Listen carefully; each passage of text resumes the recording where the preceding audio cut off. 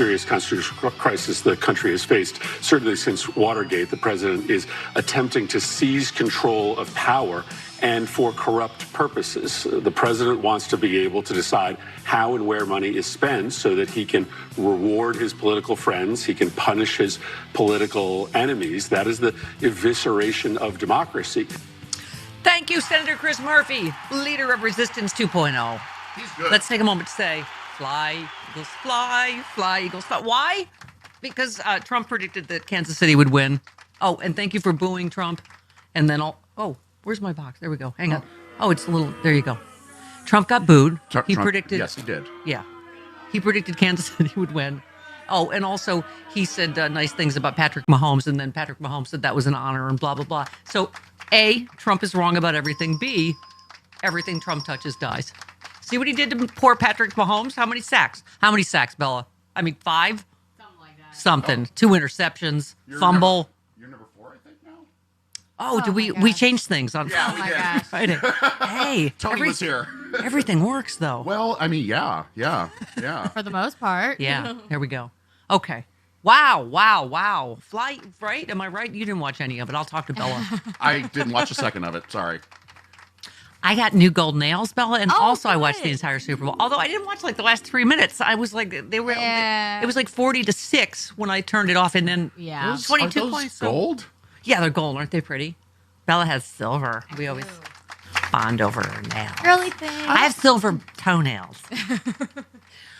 Okay, so, Bella's going to explain the Kendrick Drake war to the olds, to us old. I just was bored. I like girls. I like the Beyonce show. I like Gaga. Miss SZA was great.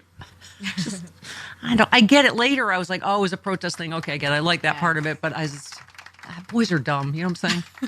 Sorry, straight girl. Didn't Trump leave by halftime anay? So he didn't even watch. He didn't After watch he the got protest? booed? Yeah. And then, like the 8th grade bully he's like, Taylor Swift got booed. Like, first of all, he got booed. And then, like, the maggots, out of retaliation, because they're all petty, vindictive little bitches, Mm-hmm. Yep.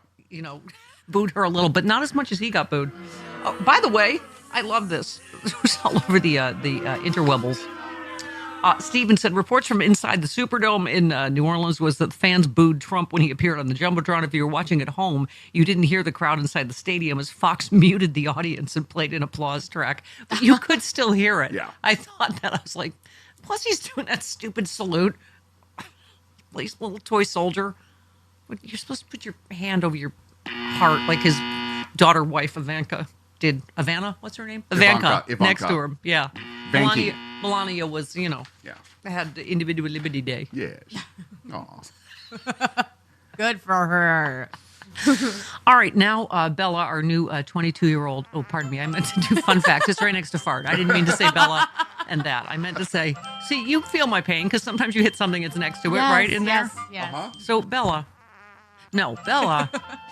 is going to explain the apparently, the Drake. Yeah. Drake Kendrick did it right. Did a dig at Drake, which was what it could just explain. Basically, all you need to know is that some months ago they were releasing song after song, dissing each other because Drake basically said that Kendrick was not all that. Oh. We don't need to go into the specifics, but that was it. And you don't do that to Kendrick Lamar. No, you don't. No. Bella. Right. And they went back and forth, not like us.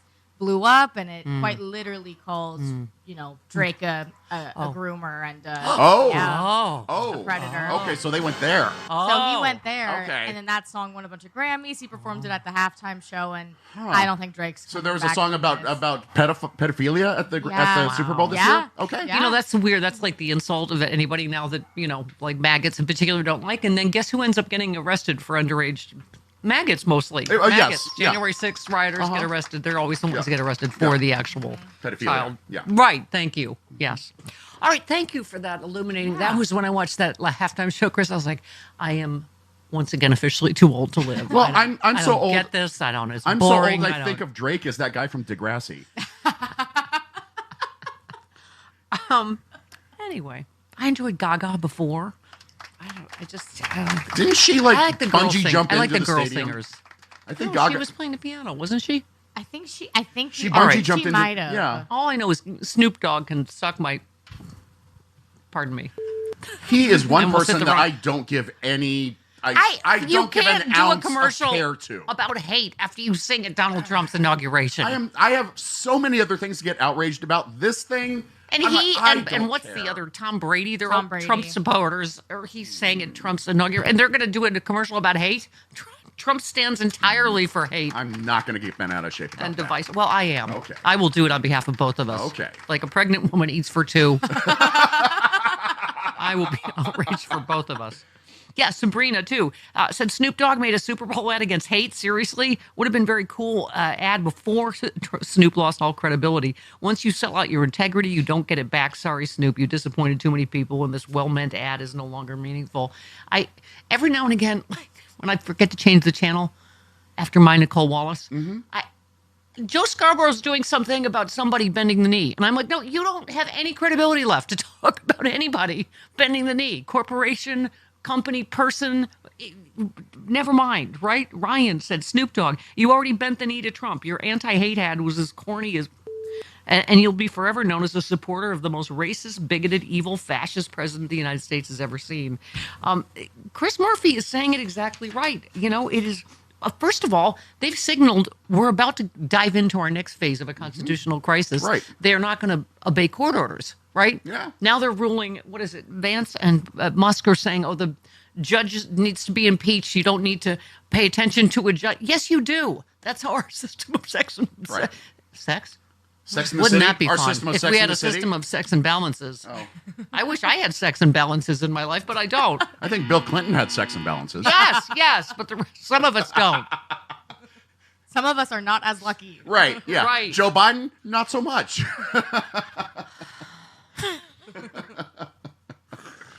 Anyway, Okay. yeah, I mean, that's where we're at. We're there, and George Conway said it again, they are signaling they are getting ready to not abide by court orders. We already said Friday, who's enforcing this? Who's enforcing keeping, It's up to the judicial branch. Doge. Doge.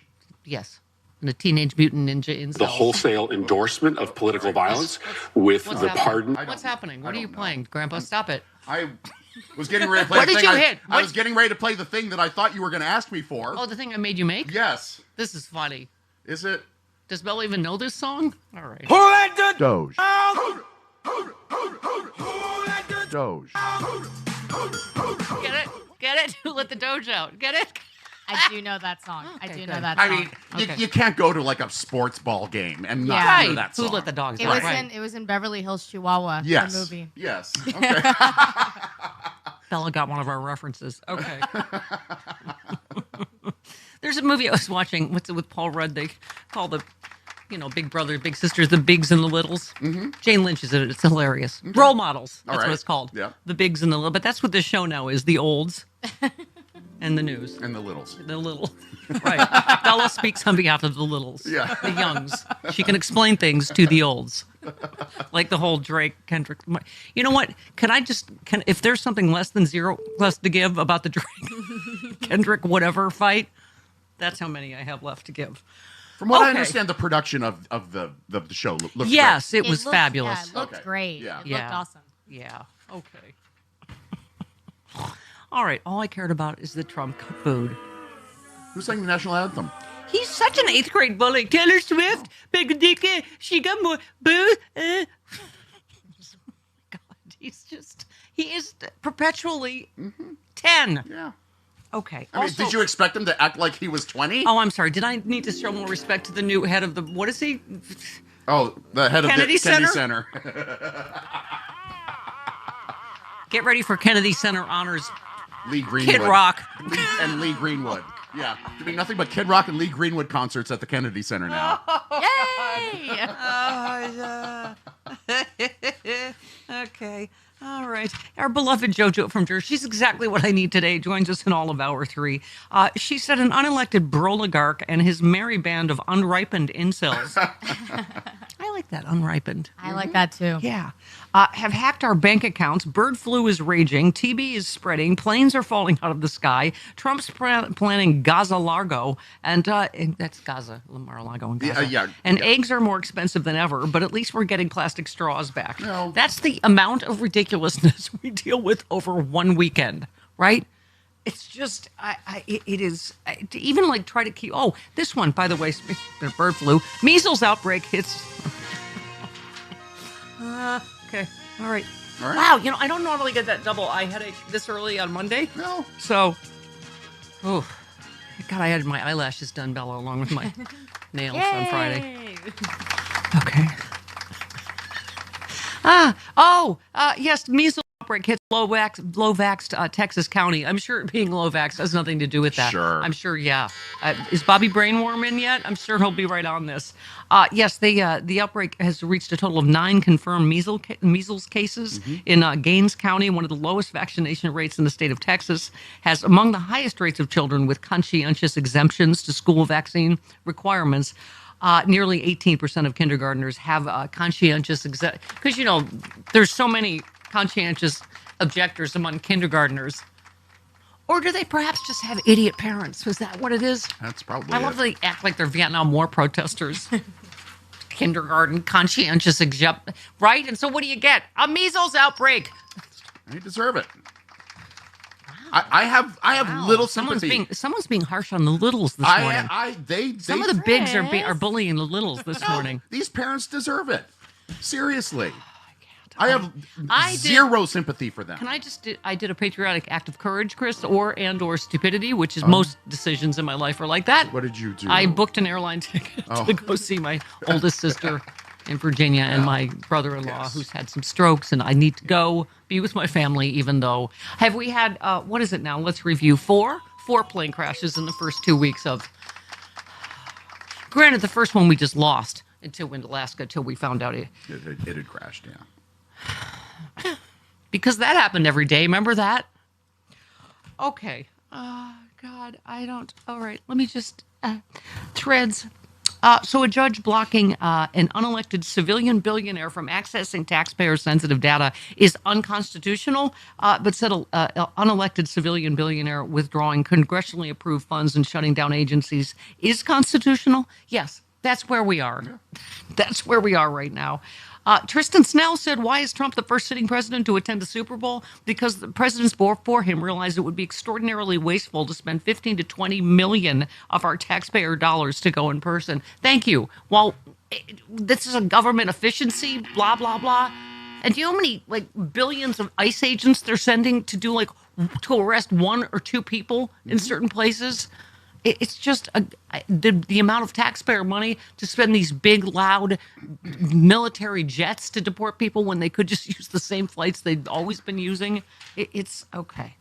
And one last one, Ron Filipowski said, while Musk runs the country, Trump had a productive weekend naming himself chairman of the Kennedy Center, picking the Chiefs to win the Super Bowl, canceling pennies, demanding Google Maps to rename the Gulf of Mexico, invited only white immigrants from Africa, and saved plastic straws. Thank you for that summation, Ron. That's the downtrodden. Leave it to... I wonder why, Chris, why would it be only white people from South Africa? Oh, Elon Musk. And his mom, that mom of his. Oh. God. That's like Sylvester Stallone's mom meets... Yeah. Who else? I have a bigger problem with Elon's mom than I have with him, quite honestly. Her. Who else's mom am I thinking of? I don't know. I'll think of it. Okay. What's Drake's mom like? I don't know. All right. All right. And we have Rude Pundit. You cannot be rude enough this morning for all of this gestures, this. All right. General sweep of arm. 20 minutes after. This show is going to have to become 7 hours a day, and you're going to have to be on several of them for all motions. This. Don't even. I have to ask Chris every morning. I guess, this is so exhausting, the amount of lawsuits, because it seems like the only guardrail left, right? I mean, this is a federal judge has paused Trump's buyout offer that Senator Warner was just talking about for federal government employees, could block the move altogether. He issued an order pausing the buyout hours before the deadline. It's Norm Eisen's lawsuit, right, that has paused Elon Musk and his, incels being able to root around in our private information. Just talk to us about where we are in general legally, because I can't even keep up with all of it. Yeah, good morning, Steph. Good news, Hi. bad news. The good news is these lawsuits are having the desired effect. Federal judges are telling Donald Trump and his co-president Elon Musk, cut it out, stop it. You're enjoined. You can't do it. They're putting pauses on what appear to be illegal schemes by Trump and company to force people out of government. That's the good news. The federal bench is holding strong, and it will continue to hold strong. The less good news from my perspective is what happens when Donald Trump and his administration stops complying with federal court orders. That plunges us into true constitutional crisis territory. But now I'm going to finish with good news. The good news is he has already alienated the FBI. In the event he wants to go rogue and stop complying with lawful court orders, who would he have to turn to as his preeminent law enforcement agency to have his back? The FBI. And I'll tell you, he has alienated the rank and file, the thousands and thousands of FBI agents. So it is good that, he's pushing them away. That will reap benefits, I believe, in the future. I mean, Glenn, we just were saying in the first segment, how many people did he just pardoned 2 weeks ago? Couple dead in police shootouts with, one just killed someone in a drunk driving accident. A couple have been arrested on child solicitation, porn. I mean, this is what lawlessness looks like. But you're right. At least those people are still getting arrested and apprehended. Yeah, you said I stand with the men and women of the FBI who investigated the crimes we all saw Trump's angry mob commit on January 6th. They did the hard, honest, ethical work of protecting we the people in American democracy. Now it's our turn to stand with them. Are you in? I'm in. I was with our friend Harry Dunn, just at Sexy Liberal. When was that? Was it 2 weeks ago? But, the judge yesterday, right, said that, Officer Fanone's, what did she say? Heroism is not moot, even though she's had to dismiss the charges because of the pardons, right?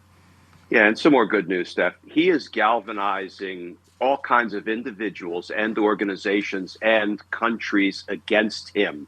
That will be helpful as we move forward because eventually, I think all of this is going to implode or explode. And I don't know, how we will pick up the pieces. But, he's turning so many people against him, the FBI, the federal prosecutors, all of government, anybody who doesn't want to turn Gaza into Disneyland. I mean, he is really galvanizing world consensus against him. I actually think that's a good thing. That's going to be helpful. Yeah. Well, and you said those are part of the lawsuits. 2 FBI agents filed 2 lawsuits against the DOJ to prevent unlawful firing of agents. And to your point, you said there are more people who want American democracy to survive than there are people who want to destroy it. Let's act accordingly. I mean, that's our biggest fight, is against despair and just, being overwhelmed with this. I don't even know what to call it these last 2 weeks, right? I don't mind telling you, the first couple of weeks, I felt like I was at the end of my rope every day. And I would wake up in the morning with a knot in my stomach. I'd try to find more rope to hang on to. I am now beginning to embrace the lawlessness, recognizing that it will hurt him more than it will help him. The more lawless conduct he engages in, the more, U.S. and world opinion will turn against him. So you know what? Bring on the lawlessness. And boy, did he do just that by having Pam Bondi sworn in. Yeah, I mean, we were talking yesterday about, Elon Musk's approval rating has plummeted, which, because, of course, we keep saying, people didn't vote for this. Although I would say you could have gotten a clue from him jumping around on stage like a, some kind of psychotic jumping bean behind Trump.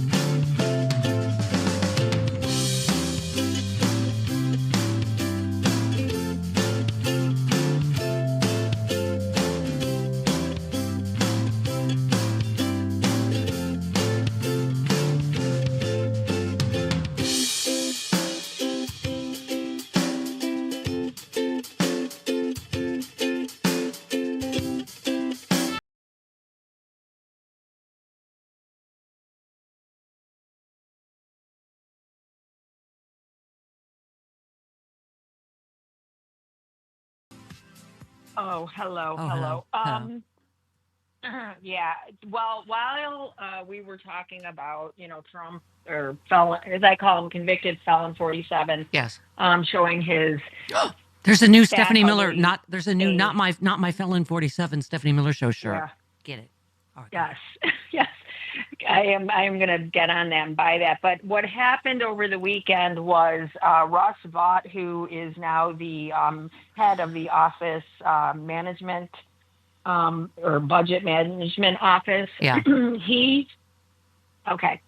He allowed full access to Elon Musk at the Consumer Financial Protection Bureau, which was put in place after the last financial crash.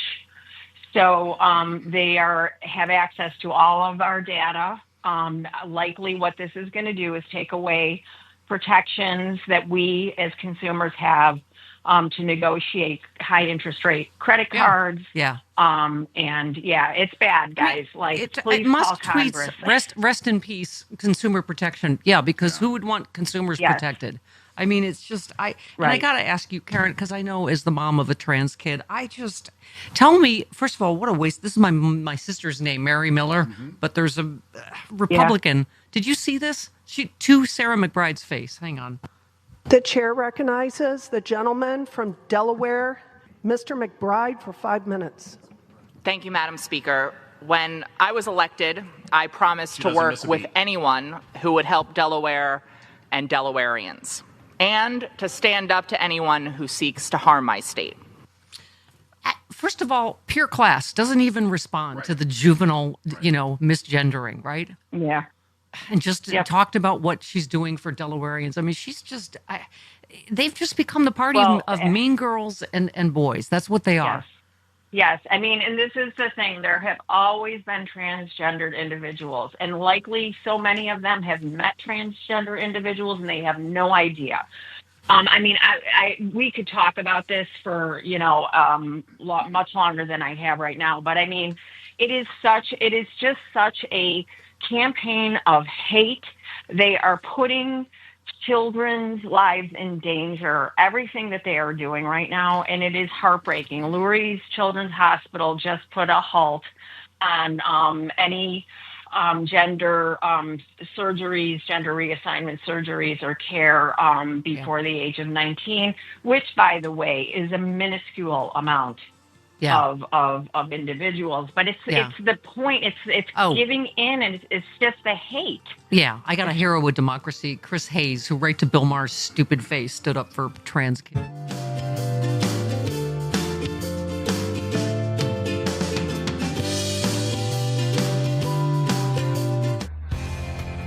Hi, and welcome back. The Donald Trump administration, better known as Super Bowl Sunday. And we're enjoying ourselves here, listening and watching the Super Bowl. Donald Trump did get booed and cheered when he showed up at the Super Bowl. Meanwhile, he got rid of the Consumer Protective Agency, and he's really upset that a judge has kept Doge from getting their mitts on some sensitive American information. And for the Super Bowl, and you just can't get over this, Donald Trump decided he's going to double down on making Canada the 51st state. But his minions are pretty sure he's not going to invade Canada. Who knows? Meanwhile, Greenland is divided over whether or not they want to join the U.S. imperial nature and the imperial state. And Donald Trump has crowned himself king of the Kennedy Center, and you can't make that stuff up. So art, politics, everything under one hat in the White House. Dangerous? Yes. Funny? No.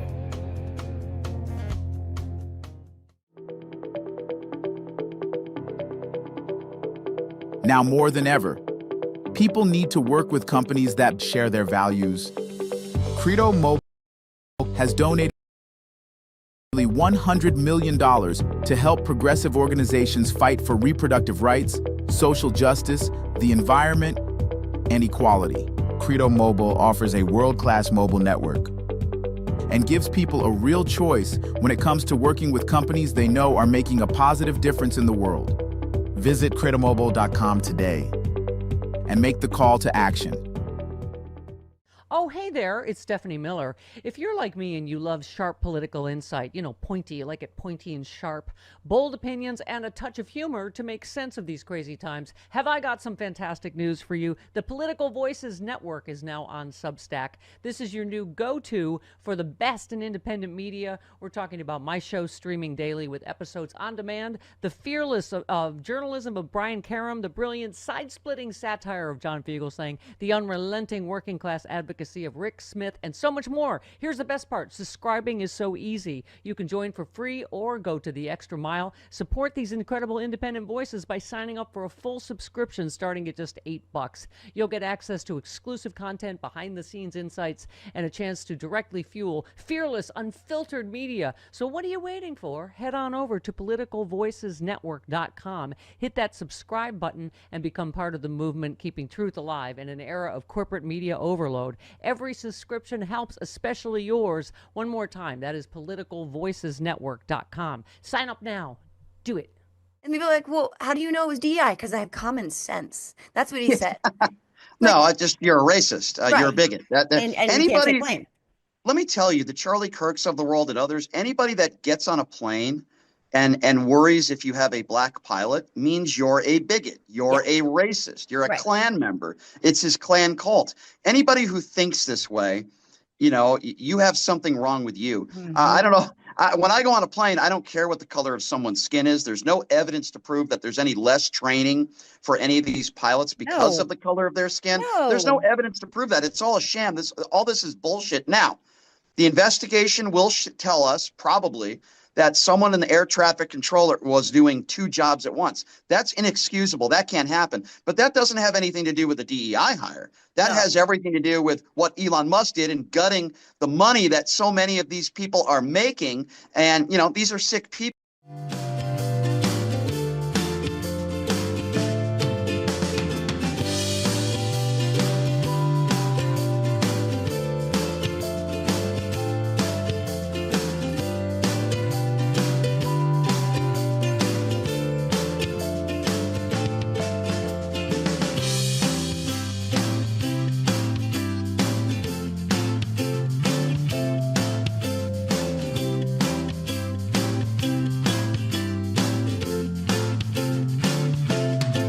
Seniors in both parties are inept of any cognitive skills almost, and are incapable of governing. And we've seen that in the past, and they've embarrassed us in the national press. We've had them fall down. We've had them stumble and verbally in press conferences. And so I have total confidence in this group. It changed. I have no idea who that was. That was Tim Burchett. Sorry. Oh. I didn't want that ass bite. I wanted Chris Murphy. Well, it changed. Let's do Senator Murphy real quick. Leader of Resistance 2.0. I'm going to need to grab it, so I don't have it right now. Oh, all right. Let's talk to our friend then, shall we? Okay. Hey,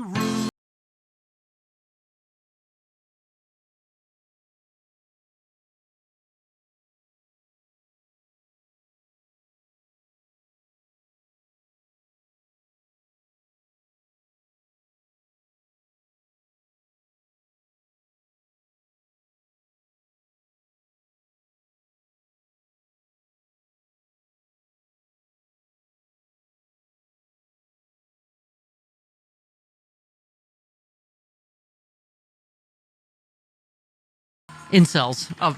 He said at least they're competent, the racist 20-year-olds because that's who he was talking about. Okay. Hi, Rude Pundit. Good morning. Good morning. I thought we were hearing from Chris Murphy, which goes to the point of your piece about Democrats fighting back. But anyway, hi, Good morning. Good morning. Good morning. What a lovely morning. Yes, yes. Is it your hometown? I'm shocked you aren't a Kendrick fan. Kendrick's awesome. I like girls. I like the Beyonce one. I like Gaga. Oh. Anyway, no, it was fine. Your city of New Orleans though was a party and a half, right? It was, and you know what? I truly appreciate it. I don't really give a damn about who was going to win the game. Right. I do appreciate that, the quarterback that Trump praised just got his ass kicked. I thought that. And he's like, oh, it's an honor. The president likes how I play. And I'm like, you know what? You both deserve that karma. Got his ass kicked. Yeah. And of course, and also, way to go, Philly, and I mean the city of Philadelphia, in living up to everything we thought about what Philly would do after a victory. Yes, but also they were the ones that declined the invitation to the White House last time, and then like the petty little vindictive bitch that he is, he went, no, I disinvite them then. So I was already rooting for them. I forgot about that. Yeah. Yeah. So much more to look forward to. Yeah. You were all over it, man. On the Blue Sky, you said they're really trying to make this country into Russia, a backwards oligarchy with nukes and a madman with empire ambitions in charge that doesn't give a about the lives and deaths of its citizens. I mean, that's the thing, Rube, we were saying. I think it's starting to show up in some polling, which I think is good news. I mean, we got to remember we're only 2 weeks in, Right. And I was mentioning the latest depressing Washington Post, let's talk to 20 Trump voters in a diner who like what Trump is doing story. But it is. I missed that one. It's starting or now have a block up to those kinds of things. But, I mean, the initial polling is showing exactly what we think, that, nobody voted for this, that only, I don't even know what it is, 20-something%, or, want Elon Musk to have this kind of power, or for, pardoning violent insurrectionists and on, right? I just want to know why people aren't complaining yet about why we don't actually have a president, considering that he spent, I don't know how many days at one of his own places, and out of the first 20 days or so, he'd spent 5 of them golfing. Yeah. It's like he's just admitting, yeah, you know what, I'm not president. I'll take care of the Kennedy Center. That'll be my job. Kennedy Center, and just bitching about everything. Yeah. Go. I'm a president. Yeah, I mean, but you said it best. You said, I'm no fancy constitutional scholar, but did Elon Musk or any of his coder boys take an oath to uphold the Constitution? And if they haven't, doesn't that mean they're impersonating government officials? Yes. I mean, This would be considered a cybercrime, and the fact that they seem to be signaling they're not going to pay attention to court orders means we're at our next phase, aren't we? Yeah. Which means that if, and even if the Supreme Court were to actually, I think what the Supreme Court will do when it gets to the Supreme Court is say, well, you got to impeach and remove him. Otherwise, we already said it's all cool unless you impeach and remove him. Yeah. But even if the Supreme Court were to find some kind of backbone and say, no, you have to follow a court order, again, there's no mechanism to make him do that with a Republican Congress that is bowing down to him and saying, please, our face is more. Yeah. You made so many great points this week. You just said, I've said it before, but I think about it sometimes. It's a sad statement of the United States that the 2 people who understood this country the most in the 21st century have been Osama bin Laden and Vladimir Putin. I mean, everybody's quoting the Khrushchev thing about we'll take America without firing a shot. I happened to watch a little of the Reality Winner movie, and I think it's on Hulu or something. And I thought, oh my God, that goes back to the original sin, Rude.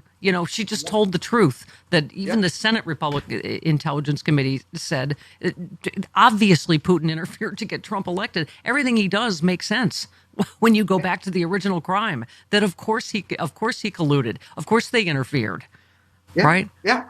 And of course, they're doing everything they can to cover that up, including, stopping Pam Bondi. One of the first things she did was end the investigation into the Russian oligarchs and also cybercrime. I mean, or election interference by foreign. Yeah. It's like they're admitting, like, yes, Russia has helped Trump and Republicans, so we're not going to stop any foreign interference in our election, right? Yeah, and not with the conclusion of an investigation that showed whether or not something happened. It's just saying we don't want to know. We don't want to know. We want the ignorance to be out there instead. Yeah. And also we're about to put a Russian asset in charge of our intelligence, so we need to pretend none of this happened. And you said Project 2025's tight ass nuts classify anything that mentions LGBT people having sex or even in love, any nudity, including cartoon butts, and lots of other stuff as porn. That's now officially porn, right? Yeah, yeah. Well, according to Project 2025, and so what Project 2025 says is that librarians and teachers who have their students read those things or have those books even around should be classified as sex offenders. And it's just like really, you know what, the butt in the not Shel Silverstein, in the what book is it? The In the Night Kitchen by Maurice Sendak. Yeah, There's a bare butt in that one. Oh, it's no. like, oh my God, the children might realize there's asses. Yeah. There's a butt or two in Shel Silverstein's stuff. What was the pearl clutching over this Super Bowl? Carl's Jr. something? I don't know. Parents for Concerned something Carl's Jr. Oh yeah. Okay. There was some sexiness. In a yes, Carl's Jr. yes. Can't have that. Oh, I'm surprised they didn't complain about the breast cancer ad that happened to focus on breast. Yes. Just that was exactly the same as a Janet Jackson wardrobe malfunction. It was because it's about pity. Okay. Yeah. They actually showed a woman breastfeeding. Like, oh my God. Oh no. Oh God. Yeah. Okay. You said, man, I wish there was an actual deep state. A real one would have, let's say, eliminated a lot of the problems we're facing. Yes, if only we had a deep state, right? Yeah, I keep waiting for the CIA to do all the evil stuff we hear the CIA can do, but maybe they just like it. You said for instance, is the outcry over using tax dollars to pay tens of thousands of workers to sit home and do nothing for the next 6 to 8 months? I mean, none of their stuff about waste makes any sense. When Trump says, like, oh, we're finding massive corruption and whatever, like, right, it's you. You're finding lots of corruption from Elon Musk, right? When we're finding tons of blah blah. I mean, it's always a projection, right? Yeah.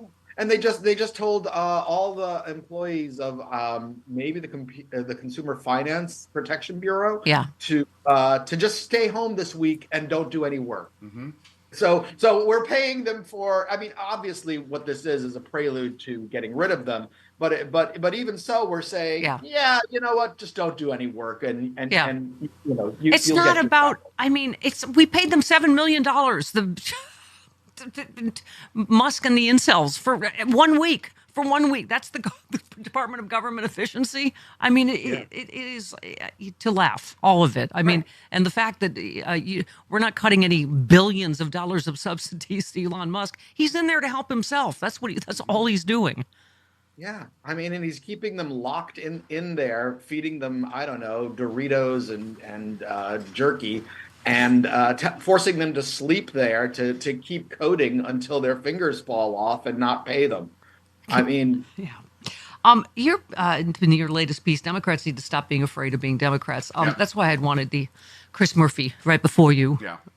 Do we have that? Have it now, Two? Okay, here we go. Senator The Murphy. wholesale endorsement of political violence with the pardons given to every single January 6 rioter, including the most violent who beat police officers over the head with baseball bats. And you can see what he's trying to do here.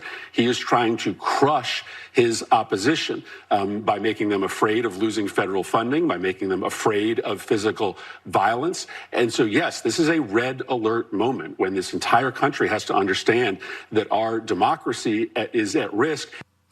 Yeah, I mean, he's using that, AOC is saying 5-alarm fire. They're saying, he's saying constitutional crisis. That's how you have to talk. I mean, your whole piece was... And just real quick, one of the things that he was responding to there was he was asked about John Fetterman saying everybody should calm down. And Murphy was saying, no, this is actually not the time to calm down. And thank you, because you and I, all of us, defended John Fetterman so hard. They were so cruel to him when he had his stroke. And you said it, Senator, this year's Cinema Fetterman called the Democratic Party toxic. And saying his primary currency was shaming. Their primary currency is shaming and scolding and talking down to people and telling them, hey, I know better than you, or you're dopes, or you're a bro, or you're ignorant, or how can you be this dumb? I can't imagine it. And you said, considering Trump and Musk and all those bros and dopes and ignoramuses and dummies on the right insult everyone, not them, Fetterman's accusation is self-serving and wrong. And it's a shame to watch this once badass warrior for the working class become a simp making nice with Republicans. I mean, who talks down to or name calls more than Donald Trump, right? Right.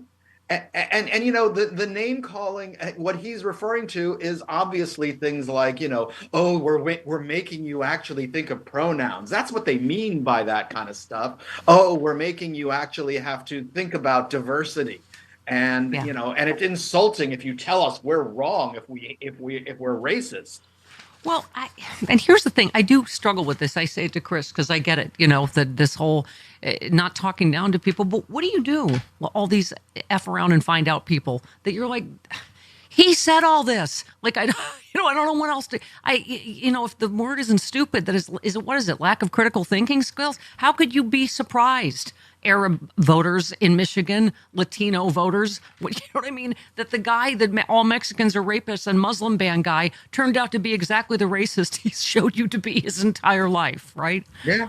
Yeah, and to me, it's not talking down to them. It is, and I say this over and over and over again. They are friggin' adults, and I'm going to talk to them like friggin' adults. Well, and that means that if they piss me off, I'm going to say you are being an idiot because you know what? If that insults you, well, maybe you need to think about why you're an idiot. And you're a professor. When he's talking about blowing up the Department of Education, he's like, well, we're the lowest in the world. Good job, Joe. First of all, he's going to blame Joe Biden for everything. And then he's like, I want to send it back to the states. It's like, states already set the curriculum, and all of the lowest states in education are red states. So you tell me what, Massachusetts, blue state forever, is #1 in education. What's last? Mississippi, all the top 20 or bottom 20 are red states, right? Yeah. New Jersey is it competes with Massachusetts for 1 and 2. I mean, they're the ones that actually care about educating people about the reality and not the fantasies or the child fable book of the Bible. Then the thing that gets me about this kind of stuff is that we're supposed to be one nation, and you know what? Those stupid people that are educated in the worst ways, they get to vote as they should. But they also affect all of us who live in reality. Yeah. This was the thread I was looking at. Kansas, Kentucky, Tennessee, Alabama, Mississippi, Georgia, South Carolina, North Carolina. What do all these states have in common other than being red states? Last in healthcare, last in education. A severe tuberculosis outbreak, the largest in American history, by the way. I mean, anyway. Measles outbreak in Texas, there's that too. Yeah. I mean, to your point, you said in your piece, every good thing in people's lives right now from the federal government came from Democrats, and that's what they should be selling. And you're right. I mean, all of it, right? Workers' rights, Medicare, Medicaid. You said Democrats' energy is surging finally, as you were saying. But you said it's time to go further. It has to be framed that Democrats want to keep the lights on in hospitals and punish financial institutions that harm everyday people and prosecute corporate criminals and not tear down the FBI and the CIA and the military and keep people from starving. It's not that Republicans are the fools here. It's that Democrats are the ones who can make it right. I think you're right. Stop letting this be afraid to say we're Democrats, right? Yeah. This whole thing of the Democratic brand is toxic. Well, that's because you're not running on the Democratic brand, One of the other things in the piece, and it actually kind of shocked me when I went back and looked at Kamala Harris's speeches and other speeches, that Democrats don't mention that Democrats did these things. Yeah. It's like the American people are right. They're on our side in just about every issue. We just have to figure out. You're right. Like run with that, not against it. Love you. Goodbye. Bye. Okay. See, I went long. Yeah. Bella's wrapping me. 50 minutes after the hour. This portion of the show brought to you by. I'm just going to call you Dad. I know you have a name, but I have daddy issues, and I love you. So, good morning, Dad. Dad's good. Oh my God, where do we even start? I'm telling you, I always say this to you, but you are one of my bright lights. Like all of these, us in this space. Like I go to you on social media. I that's all we can do is just keep telling the truth. Keep saying no, it's not you. You're not taking crazy pills. This is as bad as it seems, right? Oh yeah. Yeah, it is, and thank you for having me back. It's always a great pleasure to be here with you, Stephanie. Sometimes you have to scratch yourself or pinch yourself to make sure you're not dreaming in a nightmare, because it feels like a walking, waking nightmare most of the time for so many different. Yeah. Well, we were just talking to you off air just because we happen to be out here in California, but Harvey threaded about it. When the Central Valley can't harvest crops this summer because the water's gone, and Trump points a finger at Gavin Newsom for prices going up, please, for the love of God, remember that it was Trump that demanded the water be released. And I was saying that's an act of terrorism. What Elon Musk is doing is cyber terrorism. This is how bad it is, right? Yeah. And what bugs me is I feel like I often feel like we don't have enough responsible, courageous people stepping up, people who have that kind of platform to step up and say, you know what, Mr. Trump, I'm not going to call him the P word, but you know what, Mr. Trump, you're not being helpful. All right. Let those of us who know what we're doing do what we know how to do. Yeah. And you sit the F back and shut the F up. Yeah. Right. And, we've won. Obviously, we've got a couple of, judges that have stopped some of this horror show temporarily. I mean, we're going to have victories. I was looking at this one.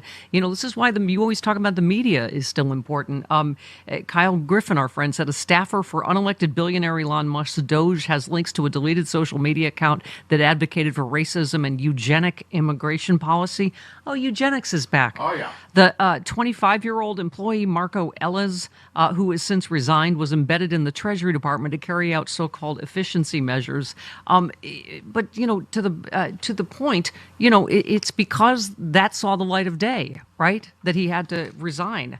If you had to ask me what was the least surprising news tidbit from yesterday or from this week, that would probably be it. Because I mean, we all saw Elon do the hail Trump, the hail Trump gesture, and everybody trying to explain it away as, oh no, he was just he's on the spectrum. No, he was extra excited. No, he had a muscle spasm. All the different excuses they rolled out just to come on, dude. Come on. Yeah, Yeah, Rashid said this. He said, color me shocked, the man who did 2 Nazi salutes hired a Doge employee who believed in eugenics, white supremacy, and racial segregation. He's resigned now, not because he's embarrassed about being a Nazi, but because he got caught. MAGAs gave access to all of our private information to these fascists. But, again, that was one act of resistance that worked. Tristan Snell, our friend, said that. He said, by the way, Marco Elise did not quit because of woke libtards. He quit because the Wall Street Journal called him to ask about his racist eugenics tweets. So, I mean, we talked to Glenn Kirshner earlier, Majid, and it's, I called you your real name, like Santa Claus. I mean, I'm sorry, Batman. But, it's just the rule of law doesn't stop existing. You know what I mean? We can't, just because they don't believe in it means that we give up on it, right? Yeah, absolutely. The thing that bothered me more than the racist revelation of his little worker is the fact that some internet randos, like, they're around their late teens and early 20s, have access to all of our most private stuff.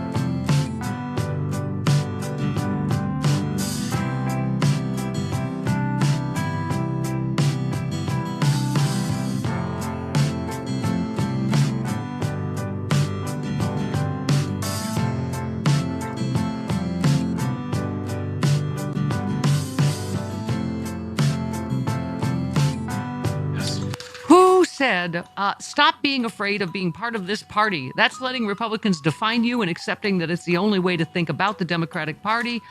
That. Don't ask people to vote for you because of how well you get along with Republicans. Ask them to vote for you because you're a Democrat. And if they elect Democrats, you can get done for them. Oh, goodness. Who said that? Lionel Richie. No. It was Rude Pundit. It was the very end of his fantastic piece. Thank you very much. All right. Yes, you said that's the only thing you've ever agreed with Trump on is getting rid of pennies. And No, I said you're not a penny lover, and I somehow thought that was a Beatles song. I was yeah, incorrect. yeah. It's Lionel Richie. And then I Right. said you don't live on Penny Lane. That's Right. what I meant, because that's a Penny Beatles reference. I think we should. I've been saying this for decades. We Oh, should probably who get rid of cares? the penny. And Canada did it in 2012, and their economy didn't collapse. You know, who uses pennies anymore? Here's a story about a lot of pennies. JK tweets, the White House press secretary vowed not to lie, but she just did that here. She said, today's jobs report reveals the Biden economy was far worse than anyone thought. Virtually no economist would agree with that. Biden left a Goldilocks economy, according to one. As for jobs, Trump is killing them with his purges and his tariffs. Thank you. The last full month of January, another solid jobs report from it. Say goodbye to the Biden economy. I'm telling you. 58 minutes after the hour. Jojo from Jurors.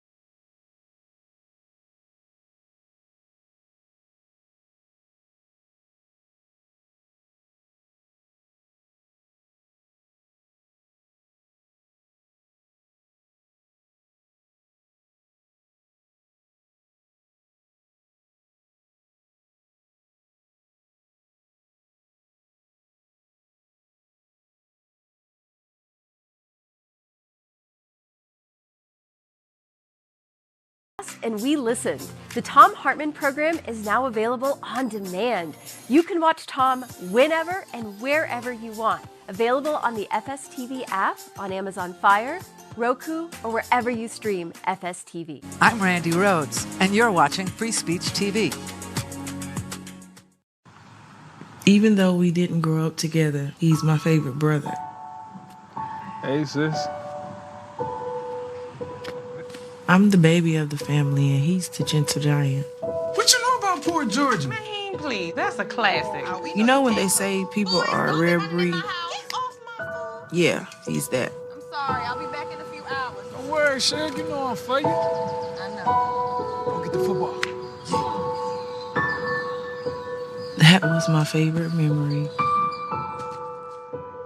He was always for you. This is a true story of me, Bridget Floyd, and this guy, George Perry Floyd Jr., my big brother.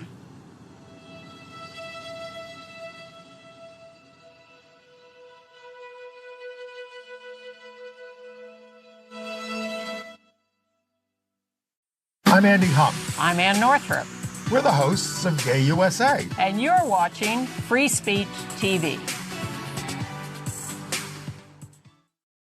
Welcome to Enviro Close-Up. I am Carl Grossman.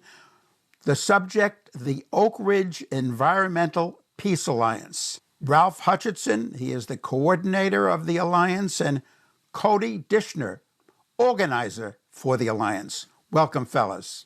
Thanks, Carl. Good to be here. Happy to be here, Carl. Now, the Bulletin of Atomic Scientists defines doomsday with the weapons of today, the atomic bombs and the hydrogen bombs, as nuclear annihilation. Nuclear annihilation. I mean, you'd think facing nuclear annihilation, well, the media would jump in and report on this important treaty, but actually very comparable, really, to the treaties. There was a bunch of them enacted during the 20s when well, the results of chemical warfare during World War I became known and was considered horrific. So there was a ban put together by the succession of treaties on chemical warfare. It's not been perfect, but basically it's held. This treaty on prohibition of nuclear weapons would be kind of a counterpart to the treaties that banned chemical weapons. There was an interview this morning on National Public Radio, and I'm not even sure who was being interviewed, but the person was asking them a series of questions about Ukraine and stuff, and included in it Vladimir Putin's most recent threat to use nuclear weapons. And the person answering said, it's a very dangerous time. I can't speak to the use of nuclear weapons. And then went on with the answer. And I thought, why can't you speak to the use of nuclear weapons? Why can't you talk about what that would mean? Why can't you imagine what the response might be? And I really think it goes back to the kind of psychic numbing that is almost essential to live in a world when you are 100 seconds away from midnight. He can't speak to it because it is unspeakable. It is, or unthinkable even, in a sense. And I think that's a very powerful reality that we have been living under the nuclear shadow for so long, that you can't have it in the forefront of your mind all the time. It comes up, you pray it never happens, and you go on with your life. Thank you, fellas, for being with us on Enviro Close-Up, and thank Oripa for your marvelous work. Thanks, Carl. Great to be here. Thank you. And thank you for watching. This is Carl Grossman.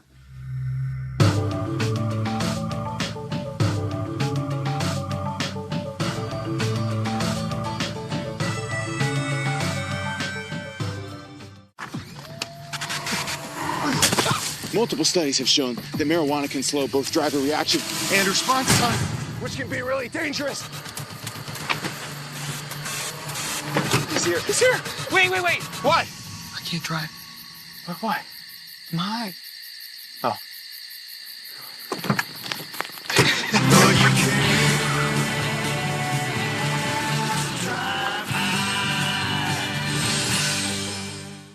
Most of us, regardless of where we come from, want the ability to give our families a better life.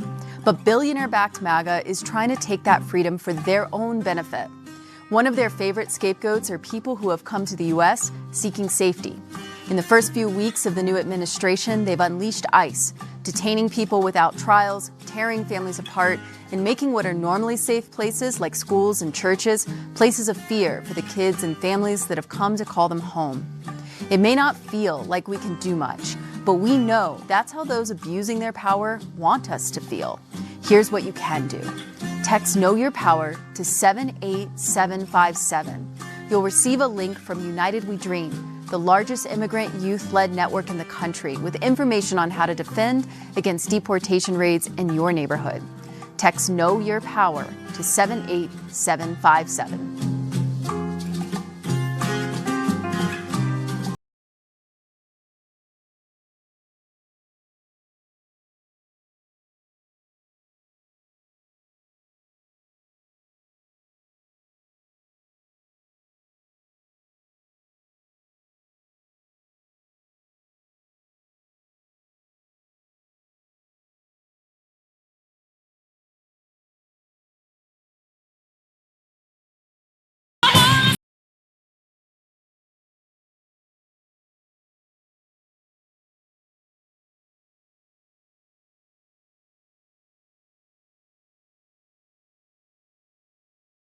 We've got to wake up beyond party lines for all Americans to see what's going on here in this rapidly expanding and accelerating coup. Thank you, Jamie Raskin. Leader, Resistance 2.0, star of Stage Screen, Sexy Liberal DC. He's good. It's fantastic. We were trying to get him back on. Obviously, he's just. You've got to. What do we keep saying? Message with the fierce urgency of now, as we would say. Profile picture, or excuse me, Tristan Snell said Trump is doing by executive order what he is too weak to do by legislation. He does not have the votes in Congress. He wouldn't be able to get any of this passed if he tried. He's the weakest incoming president in 50 years. That is a great point. Do not feel powerless. He is losing in court because of exactly what Tristan said. He couldn't get any of this done legally. He is not strong. That is weakness. Representative Maxwell Frost, one of the Youngs. Yes. Yes. Obviously, everybody knows we're in the minority, but we have to make this decision. Do we want to act like we're in the minority, or do we want to act like the opposition? And the fact of the matter is, of course, our institutional levers that we can pull to stop these things are limited. But the things we can do, we should do them. Even if ultimately it doesn't stop something, we should work to delay, to obstruct, to try to stop the things that are going to negatively impact our constituents. By the way, speaking of the Youngs, Bella explained the whole Kendrick Lamar Drake fight during the first segment last hour. Yeah. I just felt like I was too old for the halftime show. I just didn't get it. But now the headline, MAGA rages over pagan satanic DEI halftime show. Oh now my I love it. gosh. Now I love it. If you missed whatever makes MAGA mad, I love it. If you missed Bella talking about the country, explaining it, yes, you can hear it on the Out of the Gate podcast later on today. In your podcast feed. Yeah. You Youngs.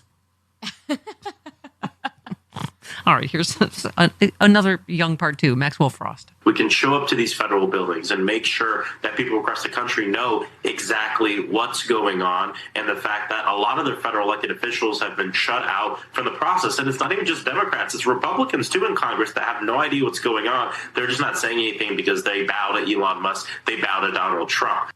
By the way, we keep saying it's not about chronological age, it's about the urgency. There's our friend Maxine Waters is there at the doors, like banging down the door. And she's effective because Trump's like, hey, I saw that lowlife Maxine Waters, which is his code for N-word. Right? So that lowlife was there. It's like she still has that same fire and that same urgency about what's happening. And by the way, Robert Reich said Trump has not done a lick to address rising grocery costs, despite campaigning to bring them down on day one. His CDC deleted reports on the spread of bird flu, which is driving up egg prices. But don't worry, he just signed an executive order to bring back plastic straws. Thank you. He hasn't done an effing thing about bird flu because it's the same as COVID. He thinks it makes him look bad. Brett Baer asked him about, what have you done to bring down prices? And he just changed the subject. He pivoted to tariffs. The debt, blah, blah. Yeah, I know, exactly. Because he has no plan. Yeah. Kashim Rashad said DOJ's memo to criminalize DEIA also means criminalizing accessibility. That means wheelchair ramps, elevators, language access. Hell, even handicap parking is all deemed illegal. A reminder that the Nazis actively targeted and killed people with disabilities. My friend Christian said, Greg Abbott should be reminded of this. Yeah. Amy Siskin says another Friday night at the Trump circus, he installed himself as chair of the Kennedy Center and revoked Biden's security clearance. Because of course he did. Because he's, again, petty, vindictive little bitch. Biden revoked his because he had it was involved in inciting an insurrection to overthrow the government of the United States. Trump did it just because he can, right? Brian Tyler Cohen, our friend, said January 29th, first commercial plane crash in 16 years in D.C. January 31st, Learjet crash in Philadelphia. February 5th, Japan Airlines plane strikes Delta flight on the runway in Seattle. February 6th, Bering Air flight wrecks in Nome, Alaska. Here's footage of Sean Duffy doing a podcast with his wife claiming that Pete Buttigieg sucks at his job. Meanwhile, Duffy's overseen 4 collisions in the last week and is nowhere to be found. I mean, it's on and on. Can I just say that was the stupidest, most courageous thing I've ever done is book an airline flight to see my sister next month. Because people are terrified. Okay. Nick says spending I don't like is not fraud. Allowing an illegal immigrant with a serious drug problem to send a bunch of high school grads in to root around in extremely secure government systems is fraud. Thank you. I don't want... Do we have my Who Let the... I don't want Teenage Mutant Ninja incels rooting around with my Social Security number, what else? In the Federal Aviation System and with the nukes. Who let the... Doge. Doge. text I sent him over the weekend. I'm Yeah. like, can we? Like, who let the dog? Okay. It was cute. Yeah, it's cute. Yeah, it's cute. Elon Musk did. The answer is Elon Musk did, and Trump did. Yeah. Yeah. By the way, so they hired back the racist, whatever, Doji. What's his name? Because Elon Musk, what do you call it? Because J.D. Vance defended him. Was that the 20? Oh, I'm sorry, 25-year-old who's a kid. I guess, as Frangela says, you're a kid till I don't know how long white people are still kids, but I guess 25 is you're still a kid. Yeah. Why don't you ask the kid? Yeah. That's sitting. White people never get to have to grow up. Ask the kid that's sitting right across from you. Oh, hi, kid. Yeah, 25. I think 25 is a good cutoff because that's when Okay. you get kicked off your parents' health insurance. Yeah, that's true. Yeah. Okay. Thanks, Obama. I mean, and J.D. Vance, once again, what's with these dudes? They're so despicable. His wife is Indian. And this kid, J.D. Vance went to bat. So, and then Trump was asked, J.D. Vance says we should reinstate him. Trump's like, okay, well, I guess so. Okay. He had resigned from Doge after being connected to a social media account responsible for a number of racist and offensive tweets. The Wall Street Journal, Marco Ilez, is that his name? He had gained access to the Treasury Department's central payment system, nothing more to see here, and resigned after he was linked to a deleted social media account that advocated racism and eugenics. Oh, my God. So he suggests, so then Elon Musk said the reporter should be fired, because that's right. Exactly. Yeah. Right, where we're at. For, reporting things. Yes. Vance said, I don't think stupid social media activity should ruin a kid's life. So I say bring him back. Kid? Okay. Let's express support for both. The cutoff for kid is? 25. Okay. 25. He expressed support for Gaza being wiped off the face of the earth, as well as the repeal of the Civil Rights Act. He also endorsed a eugenic immigration policy and boasted that he was racist before it was cool. Bonnie and Clyde. All of that seems in line with the Trump administration. I think it's who let the Doge out that got let the... Who let the Doge? No, we said Doge, not dogs, not dogs. Doge. They thought you said dogs. They've got something over there. I don't know what it is. It's one of those little avocado things. Don't worry. Don't worry. Yes, Elon Musk suggested that the Wall Street Journal reporter that reported on those racist tweets should be fired because fascism. Andrew tweeted, I'm a free speech absolutist who thinks that reporters should be fired for discovering unflattering information about public officials. Yep. Yes, thank you. Yeah, everything he posted is in line with the Trump administration, so why would you expect to fire him? Yeah, you get a promotion for being a white supremacist. Exactly. Jeff in Wisconsin. Hello, Jeff.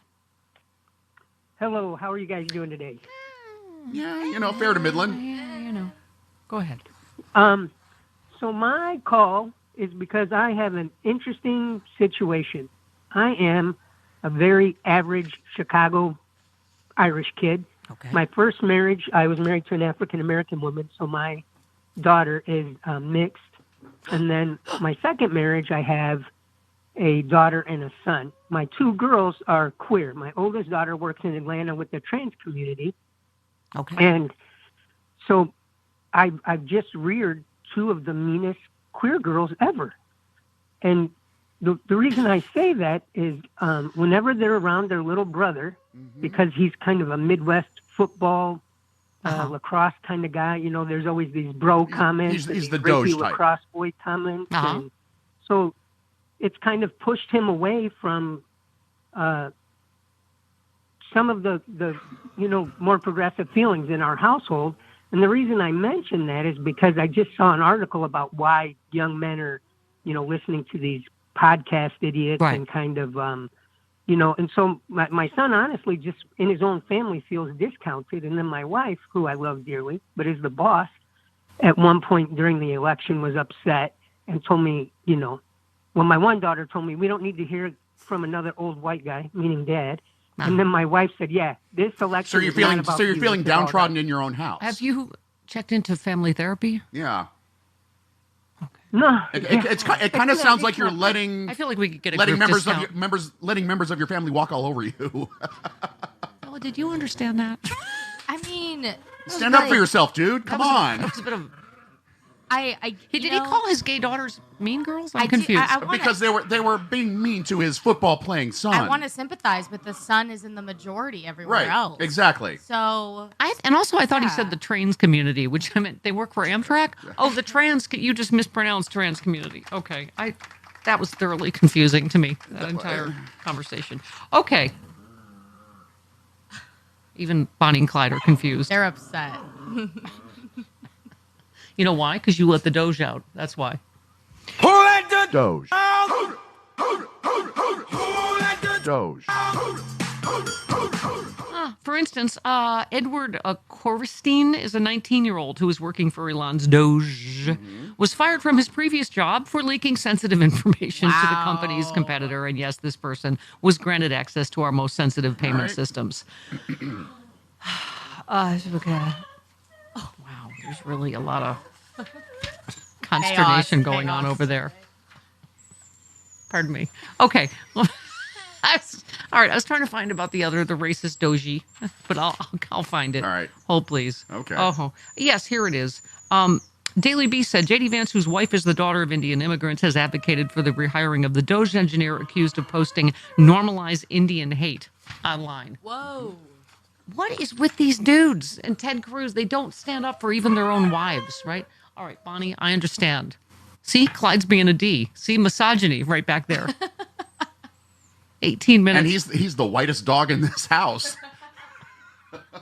18 minutes after the hour, this portion of the show brought to you. Oh, hi, John. Hi. Oh, hi, children. Good morning. Yeah. Welcome. Wow. What a time. Yeah. America is now a mob restaurant being burned down for the insurance money. That's where we're at. Yep. I don't even, where do we start? I'm wearing my Kamala shirt today because she's here, in LA helping people after the fire and not saying I told you so, which it's way more restraint than I would have.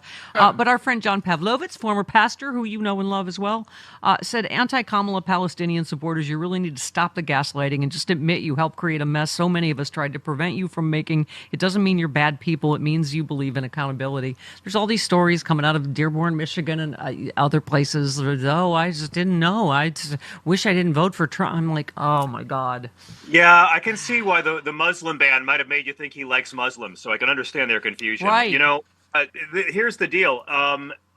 Did you miss America being an occupier in the Middle East? Did you miss our troops coming home in body bags and wondering why?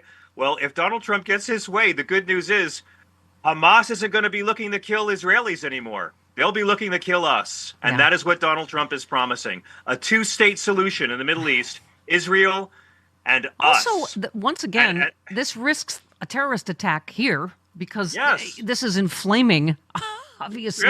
Yeah. I mean, you said Bibi and Trump, both godless, amoral criminals, both defecating on the Bible, an illegal ethnic cleansing of Gaza, another trail of tears, another U.S. occupation in the Middle East, more terrorism, more body bags, more death because Americans, fake Christians, suck at voting. Oh, John. Yeah, I'm sorry. That's a but terrible, wonderful tweet. Donald Trump seems to think that the Palestinians will say, well, you know what? We being occupied was bad, but wow, we love being kicked out of our land and having our own trail of tears. I'm glad you talked about Pastor Pavlovitz because this prayer breakfast yesterday, I've had it with these frauds, Stephanie. Jesus supports paying taxes for government to redistribute. In Mark 12, he commands individuals and nations to care for the poor and the sick. In Matthew 25, he says we're all going to be judged for all eternity on how we welcome the stranger. In Matthew 25, he completely bans the death penalty in John 8. I can do this all night. Yeah. He promotes governance based on service, not your religion dominating in Mark 10. He rejects violent uprising and all militarism in Matthew 26. And the golden rule, do unto others as you'd have them do unto you. That demands human rights. It demands fairness. It demands equity. The early church was founded in diversity, equity, and inclusion. We can't let these frauds get away with pretending they believe in anything spiritual anymore. I'm sorry. Call them out, man. Atheists, call them out too. Yep. Everybody was on this, John, online. Danny said, Dearborn voters who backed Trump now regret it. They thought they were making a statement. Instead, they helped elect a man openly pushing ethnic cleansing. Jam said, I want to see the Jill Stein voters and the Never Harris voters protesting Palestinian mistreatment at the White House. Come on, let's go. Get in Trump's face and harass MAGA like you did Democrats last year. Sack off. Let's see that energy when you're also going to start shouting genocide at his speeches. Come on, Jill, mobilize your people. No, nothing. You hear nothing from her. Well, Jill Stein has had to go underground with the cicadas until the next 4 years, but she'll be back. She'll be back. Yeah, look, I mean, this is how easy it is to play people. This is how easy it is for tyrants to take over. We've made ourselves dumb enough for this to happen. And now the 3 worst presidents of my lifetime have been Dick Cheney, Vladimir Putin, and Elon Musk. I know. I mean, I got to say, too, speaking of conservative issues, Aaron said, odd that I haven't heard a single conservative say, why are we spending money on building homes in Gaza when we have homeless veterans? I mean, they don't believe a single thing any conservative used to actually believe. It's just whatever Trump says. It's not family values. It's not Christian values. It's not fiscal responsibility. And it really, really, really isn't backing the police. They are now not just letting these terrorists who beat cops go. They are hunting cops. These criminals in our government hate police so much. They are hunting law enforcement in the FBI, in the CIA, for the crimes of doing their jobs and prosecuting terrorists who attacked our Capitol for a lie. Yeah. They have gone from back the blue to F the police, and they can never claim they are the law and order party ever again. And you can't let your conservative relatives ever pretend they're the law and order party ever again.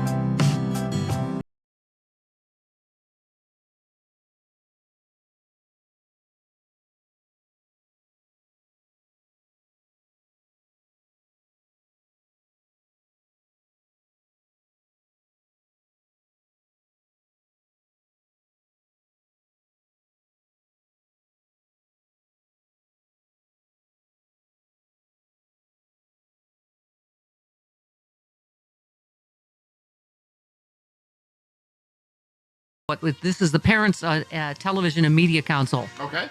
Is warning parents and families about a sexually suggested new Carl's Jr. ad. Oh. Did it air yesterday? Did I see it? I don't know. We urge Carl's Jr. to reconsider airing this ad campaign. We also warn parents to try to steer clear of this commercial over the coming week. Yeah, absolutely. Spend more time packing your kids' bulletproof backpack. I think it's but don't let them see this Carl's Jr. The Alex Earl ad. She's an influencer, okay. And I saw it. But the ironic thing is, they modeled it after the Paris Hilton, the old ads that would play in the early 2010s. Right. If it doesn't get all over the face, it doesn't belong in your face. And they stopped. Oh, yeah. But they stopped. Carl's Jr. stopped doing ads like that, and now they're doing it again, which is how you know we're about to be in a recession, because the last time they were doing ads like that was a recession. Right. By the way, this has led me inadvertently to a Heroes of Democracy. Heroes of Democracy. Segment. Right. Family Guy creator Seth MacFarlane. Yes. Hero of Democracy is a regular target of the Parents Television and the same thing, PTC. Right. And he once had this to say about their press release. He said, that's like getting hate mail from Hitler. They're literally terrible human beings. For an organization that prides itself on Christian values, I mean, I'm an atheist, so what do I know? They spend their entire day hating people. They can all suck my, as far as I'm concerned. Oh, good. Defending our nation from the clutches of fascist idiocracy, we proudly present Heroes of Democracy. This also now includes two people that stood up to Bill Maher's stupid. He's become just like an old cranky right-winger, hasn't he? Oh, yeah. He was doing all like right-wing Fox News points about the LA fires, and he knows better. He lives here. But okay, Chris Hayes, Hero of Democracy. I don't watch his show or listen to his stupid podcast, but anyway. He's very good. Maher suggested the Democratic Party needs to reroute themselves. I think he was talking about trans kids. He said it's a majority. Hayes said it is a majority issue, which is like if some father and mother have health care for their kid lined up who's trans, just stay out of their business. Let them make that decision. Thank you. And then so Bill Maher said, well, the argument is whether the child should make the decision. And Chris Hayes said the child is never making the decision. The parents are always making the decisions. Parents consent to medical care. Hayes rebutted, blowing past Maher's incorrect claim that California law allows surgeries for minors without parental consent. He's just doing right-wing talking points, which leads us to Bill Burr, comedian, hero of democracy. He took Maher to task over over campus protests about Gaza and cancel culture. Maher said the protesters supporting Gazans are in with the terrorists. Bill Burr said they were for the Palestinians. I am on the side of the kids. And Burr they had a whole discussion. Burr said, "Stop talking like you're a general." Because Maher said there's a very simple solution to this problem in the Middle East: stop attacking Israel. And Burr said, "Oh, well, you just solved it. That's fantastic. Let's go to Russia and the Ukraine." How do you solve that one, Bill? Let me hear your hard-nosed decision about that one. Snark. He said, "Why can't Putin just do a podcast with the head guy? Like you just solved the Middle East on a podcast." And Maher said, "This is why this is not your thing. This is my thing." Oh. And Burr said, "This isn't your thing. It isn't. You're like the guy that has a fantasy football team and thinks he's a GM. That's exactly what it is. Like, why am I listening to you? Like, well, you've done something. What have you done in Washington? Nothing," Burr said. Thank you, Bill Burr. And Bill Burr will never be welcomed back. Good. Randy in California. Hello, Randy. Hi, I love you all. How you doing? I love you. I wanted to say I heard Chris is saying $11 billion on a leverage program from 12/6/2008 at the 29-minute mark. $11 billion. Okay. Wow. And also, I'm really glad to hear that Bella's from my area. Oh. San Luis Obispo. No way. And I think she's delightful. She's wonderful. Oh, thanks. So thank you very much. You are correct. You know what? In a divided America, Bella, that's the only thing people can all agree on. Yes. The Bella is awesome. Exactly. She's a delight. Okay. Jill Walsh, speaking of delights, said, here's the thing. Of course, Trump and the GOP will pay a huge political price for the bad, horrible, corrupt, unlawful things he's doing right now and will continue to do. But here's the thing, too. What he's doing will do untold and lasting damage and destruction to this country. That's the thing, Chris. There's part of me going, oh, we should be happy politically, but we all live here. So it's hard to be happy, to root for the destruction of America. I mean...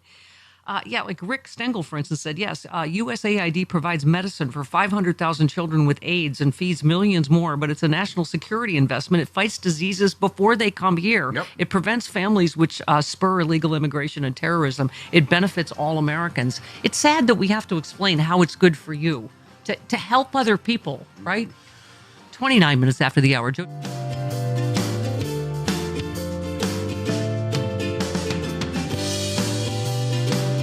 Oh, hey there, it's Stephanie Miller. If you're like me and you love sharp political insight, pointy, you like it pointy and sharp, bold opinions, and a touch of humor to make sense of these crazy times, have I got some fantastic news for you. The Political Voices Network is now on Substack. This is your new go-to for the best in independent media. We're talking about my show streaming daily with episodes on demand, the fearless of journalism of Brian Karem, the brilliant side-splitting satire of John Fugelsang, the unrelenting working-class advocacy of Rick Smith, and so much more. Here's the best part. Subscribing is so easy. You can join for free or go to the extra mile. Support these incredible independent voices by signing up for a full subscription starting at just $8. You'll get access to exclusive content, behind-the-scenes insights, and a chance to directly fuel fearless, unfiltered media. So what are you waiting for? Head on over to politicalvoicesnetwork.com. Hit that subscribe button and become part of the movement keeping truth alive in an era of corporate media overload. Every subscription helps, especially yours. One more time, that is politicalvoicesnetwork.com. Sign up now. Do it. Now more than ever, people need to work with companies that share their values. Credo Mobile has donated nearly $100 million to help progressive organizations fight for reproductive rights, social justice, the environment, and equality. Credo Mobile offers a world-class mobile network and gives people a real choice when it comes to working with companies they know are making a positive difference in the world. Visit credomobile.com today and make the call to action. Hi, and welcome back. The Donald Trump administration, better known as Super Bowl Sunday. And we're enjoying ourselves here, listening and watching the Super Bowl. Donald Trump did get booed and cheered when he showed up at the Super Bowl. Meanwhile, he got rid of the Consumer Protective Agency, and he's really upset that a judge has kept Doge from getting their mitts on some sensitive American information. And before the Super Bowl, man, and you just can't get over this, Donald Trump decided he's going to double down on making Canada the 51st state. But his minions are pretty sure he's not going to invade Canada. Who knows? Meanwhile, Greenland is divided over whether or not they want to join the U.S. imperial nature and the imperial state. And Donald Trump has crowned himself king of the Kennedy Center, and you can't make that stuff up. So art, politics, everything under one hat in the White House. Dangerous? Yes. Funny? No. Is flexibility and how and when you get tasks done important to you? Is your workday a little unconventional? Do you think autonomy is underrated? How important is it to be able to do things on your own time rather than someone else's? Flexibility in your workday means you can decide when and where to invest your time, like focusing on the important parts of the business that only you can do. With Stamps.com, tedious tasks like sending certified mail, invoices, documents, or packages can be done on your time, not someone else's. Stamps.com simplifies your postage needs, adds valuable flexibility back into your workday. I love it. We use it here at the Stephanie Miller Show. Flexibility is your all-in-one mailing and shipping solution. Take care of mailing and shipping wherever you are, even on the go with Stamps.com mobile app.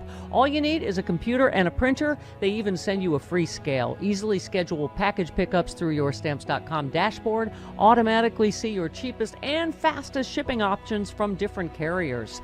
And here it is. Do you want more flexibility in your life with Stamps.com? Yes, you do. Sign up at Stamps.com. Use the code Stephanie for a special offer that includes a 4-week trial, plus free postage and a free digital scale. No commitments or contracts. Just go to Stamps.com. The code is Stephanie.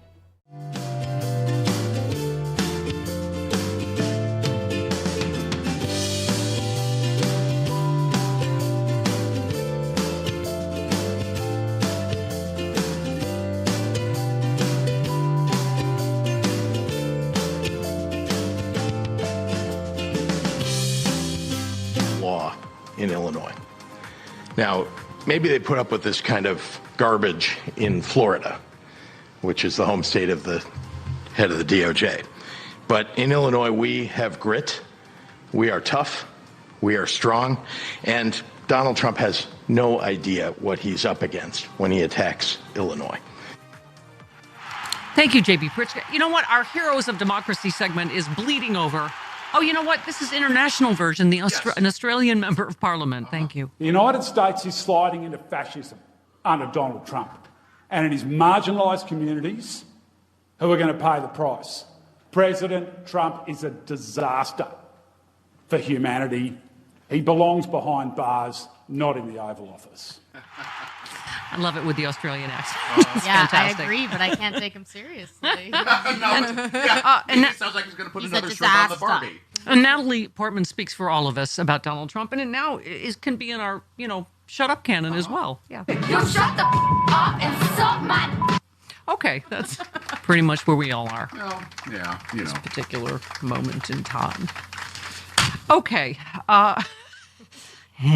Pat says, nothing says cheaper groceries like 50 executive orders about the 12 trans people in sports. It's actually 10. Someone counted in NCAA. It's 10 people. Okay.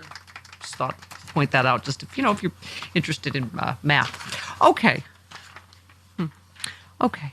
God has tweeted. God said bird flu is now spreading from birds to pets to people, but Donald doesn't want you to know that because it may make him look bad. Thank you. Katie Mack said the price of eggs in the U.S. is spiking mostly due to H5N1 bird flu. Solving the problem requires urgent, important communications from the CDC and FDA and rapid development of research by the NIH, currently paused by executive order. Grant reviews now are all canceled. They're stopping all medical research, including cancer. I mean, it is, I don't even know what word to use beyond catastrophe right now. Nick said, got to say the mainstream media is simply not doing the minimum amount of work to communicate that a bunch of Nazis implicated in child pornography have all of your banking information and can turn off Social Security whenever they want. Is that 5 alarmy enough for you? Do we need more alarms than 5 alarm fires? 6. Is this a 6 alarm fire? 6 alarms. It's an 11 billion alarm fire. Yes. Okay. Marisa says, I spoke to a staffer at the National Center for Missing and Exploited Children about DOJ's threat to pull funding if the organization didn't comply with Trump's DEI executive order and how organization leadership rolled over. Rather than fight back, we chose to sacrifice trans children. That's where we're at. Read the poem, First They Came, just in case you wonder how this all ends. Okay, Anika says one of the reasons why so many established media houses are not accurate in reporting how bad things are because the facts sound deranged. That is really true. Doesn't make them less true, but try pitching a piece that one of Musk's guys is linked to a literal pedophile Nazi cyber crime ring and see how that goes. That is... Okay, did you see that anywhere? I did not. No. D. Earl says they are wiping entire government agencies off the grid, dismantling others, installing corporate raiders to steal our information and money. They have been planning this for years, and our media doesn't even have the expertise and or nerve to call it what it is, a coup. Can I just say, let me just hear our friend Jamie Raskin again, because there are heroes of democracy right now. At some point, we've got to wake up beyond party lines for all Americans to see what's going on here in this rapidly expanding and accelerating coup. We just mentioned, where did I mention? Measles outbreak in Texas. There's also a tuberculosis outbreak. Is that in Kansas? In Kansas, right. That's what's the matter with Kansas. Oh, thank you. Okay. Well, this is what's the matter in Montana. Okay. All right. Jared in Montana said legislators heard a bill on Friday that would make Montana the first state to ban the use of mRNA vaccines. Quote, provide for misdemeanors to be issued to violators. Oh, my God. Just when we think we have hit the stupidest part of the stupidest timeline in our history, no. This would be, are you ready for this one? These are the questions. Okay. These are their, to be a CIA agent. Okay. Ryan Goodman says if these questions are designed to hire people with no grasp on reality, U.S. national security is at significant risk. Was January 6th an inside job? Was the 2020 presidential election stolen? Who were the real patriots on January 6th? Who won the 2020 election? Wow. Who is your real boss? If you answer those incorrectly, according to Trump, you are not. What could possibly go wrong? Let's go ahead to Chris in Massachusetts. Hello, Chris. Yeah, hi, Stephanie. Hi. Thanks for taking my call. Thank you. I was wondering, I can only think of a couple of things as far as tools that the average person can use to push back on all this nonsense and dangerous nonsense. Mm-hmm. But one of them is... how about we don't pay our taxes? I mean, the dollar sign seems to get their attention. Yeah. And I know it sounds pretty crazy, but the other thing that we have working for us is there's power in numbers. Chris, I've heard other people say that we are reaching a critical mass point where, because they are also seizing control of, obviously, not just our Treasury Department, that means the IRS. I mean, okay. Sorry. Are you okay? Do you need a Heimlich? What do you need an aspirin? What's going on? To her point, John said a lot of the agencies Musk is searching for, quote unquote, waste and shutting down, like OSHA, are the ones investigating him and his companies. Absolutely. That's the corruption. Yes. Okay. It's always been about the corruption. Would you like to hear, what do we call community calendar? Just something breezy and light. Would you like Hate to? letter music. Okay. Right there. I feel the need to subject us to this Washington Post piece about Trump voters and diners because... Yes. As Washington reels from Trump's first actions, his voters like what they see. It's real good what you're doing. Tell us about the rabbits again. Mm-hmm. Oh, yeah. They're about ready to be strangled by Lenny. But if we're going to take this country back from the disinformation we just lost it to, we have to, right? Mm-hmm. I mean, some of these people, you're not going to get them back. And we can't, right? I got the character of Mice and Men wrong. Sorry. Okay, just down a little more. Behind the counter of the pink tile Dee's Diner, Tammy Malloy. Oh, she's good. Yeah. She was chatting. 67-year-old said she had come to work beaming the day after the November election in which she had voted for Donald Trump. Now, 10 days into Trump's second presidency, Malloy was still thrilled with what she was seeing happening in Washington. She was particularly pleased with Trump for choosing Pete Hegseth. Why? To get rid of DEI. She's for the DUI hire because he's going to get rid of the DEI. You know, wildly unqualified people that might be, I don't know, rapists or drunks and stuff like that. See, I know this is the problem, Chris. I have a hard time with being the grace towards people like the aforementioned Tammy Malloy. We're going to have a pastor on tomorrow to talk to about this. Really? Yes. About how to have grace. Welcome these people back with open arms? Okay. Well, I mean, I'm not done, Bella. We're just getting started. Yeah. She said there's two genders. I don't care if you identify as a monkey. You're still either a male or a female. The last 4 years shoved it down our throats. Really? The 10? What did Rude Pundit say? The infinitesimal chance that your daughter might have to play badminton against a trans. She thought Trump was being. This is the only thing she didn't like that Trump has done so far. She thought he was being too generous in offering resignation deals for federal employees. Okay. All right. Despite the chaos and confusion of some of Trump's early actions have caused in Washington, there was a collective shrug among his supporters here in Northeast Pennsylvania, several of whom argued that no actual damage had been done by new orders to freeze spending. That's because that they could see outcry, and then also a judge stopped it almost immediately. Tammy. Right. And, well, who I will not call a moron except in my thought bubble. Also, they think that nothing bad has happened because it didn't happen in their living room. Thank you, because it isn't hit them yet, Chris. Exactly. Okay. Trump supporters were in favor of his efforts to scale back the federal workforce, stand by controversial cabinet members, and slash foreign aid. Again, where are we? So, this is Tammy again. Tammy. Oh, Tammy, yeah. Mm-hmm. I trust him. Is he going to do everything right in the next 4 years? Probably not. Is he going to do everything I agree with? Probably not.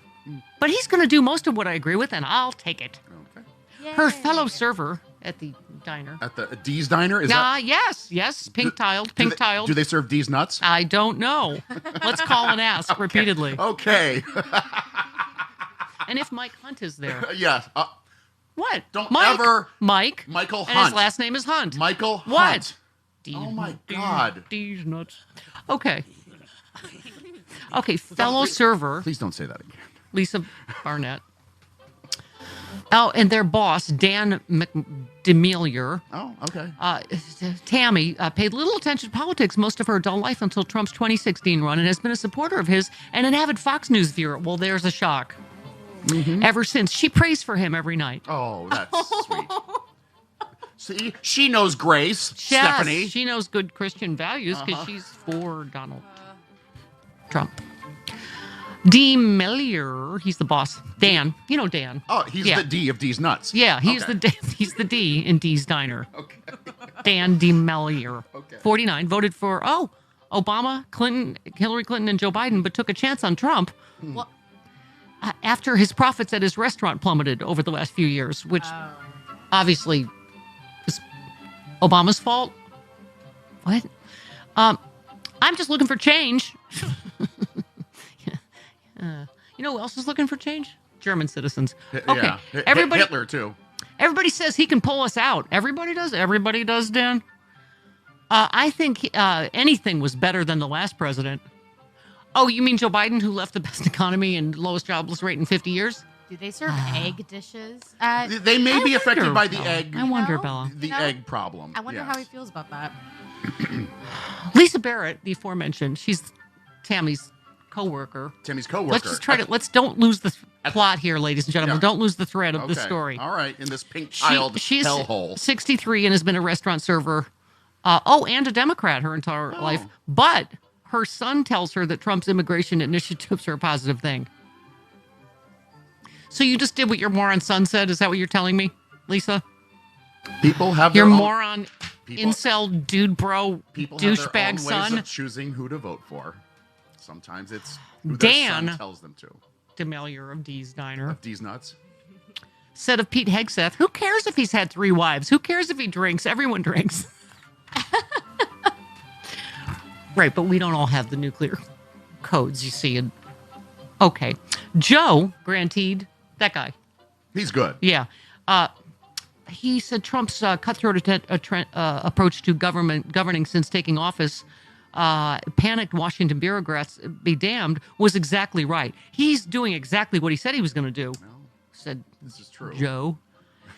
He agreed with every action the president has taken over the last 10 days, even if he thought it was a little early for Trump to baselessly speculate that DEI had caused the plane crash. Oh, that's a little too much? Just that? Now a warning? Now a warning, Joe?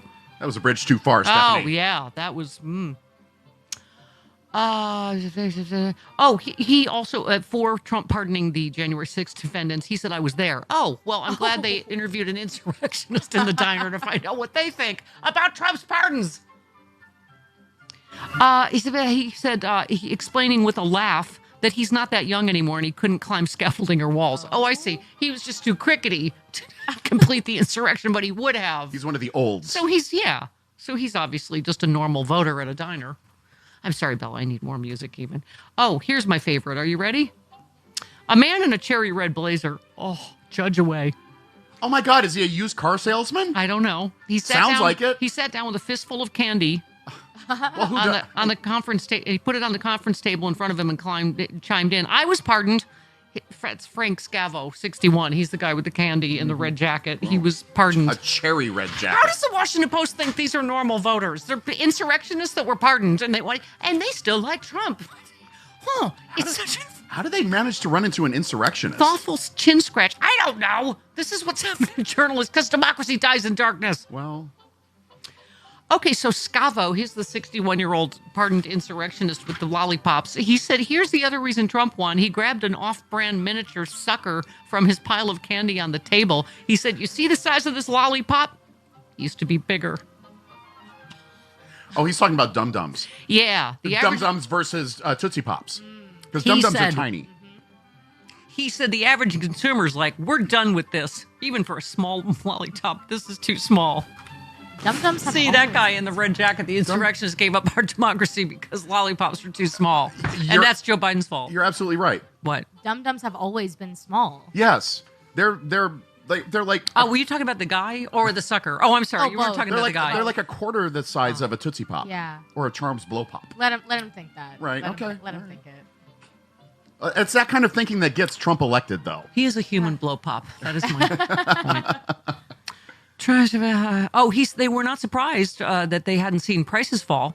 Costs crept up under Biden, they said. Oh, I see. So it's going to be Biden's fault. For how long? Trump's supporters said in interview after interview they expected it would take time for Trump to bring them back down. Okay. I don't know who this is. Chris Chermak. Does he represent all Chris's? No, he's a commissioner there. He said, I don't have a problem with what he's doing, and most people I'm talking to, I believe, feel the same way. Just some difficult decisions that just had to be made. Did they, Chris? Did they? Really? Did they have to be made? I've got, okay. This is the last Trump voter. Is this guy? Oh, same guy, Chris. I like the fact they're trying to cut stuff that they had. What was it? Doge, and was it MLB or DOB or whatever? He said, trailing off. I don't know what he's talking about. They don't. Okay. They hear buzzwords on talk radio and then try to repeat them effectively, and they always mess up.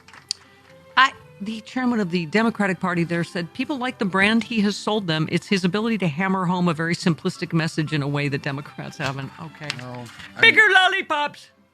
We're for big lollipops. There. We represent the Lollipop Crew. How about that? Is that our new thing? I'm going to die of the stupid, I think. Yeah, we're dead.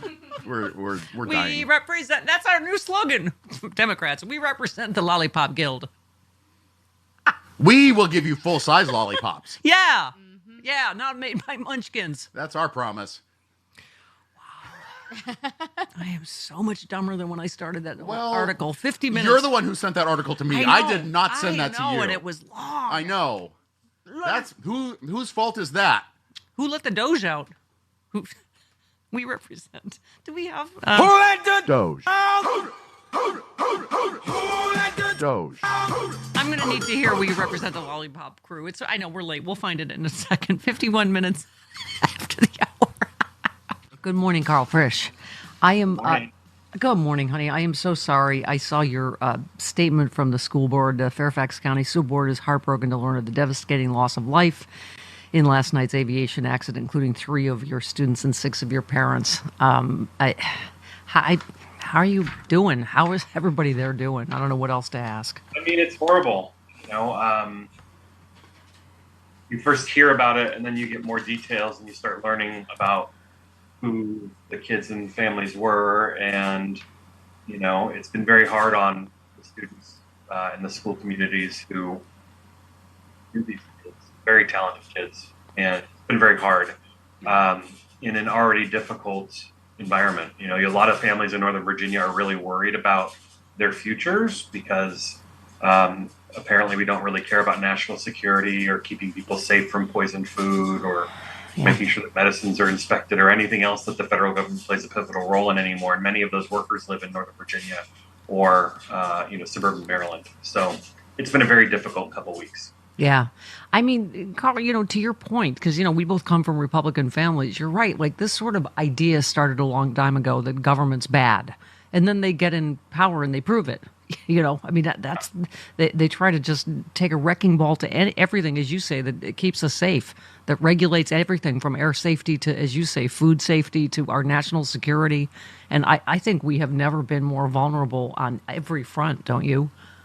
I mean, I was just reading this morning about how to comply with one of Trump's executive orders, the CIA sent an email, unsecured, because this is how they asked for it, of people who were hired in the last 2 years. Yeah.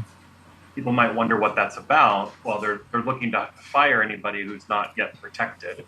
And they've certainly put in jeopardy, the names of these CIA analysts that are doing their best to keep us safe. Yeah.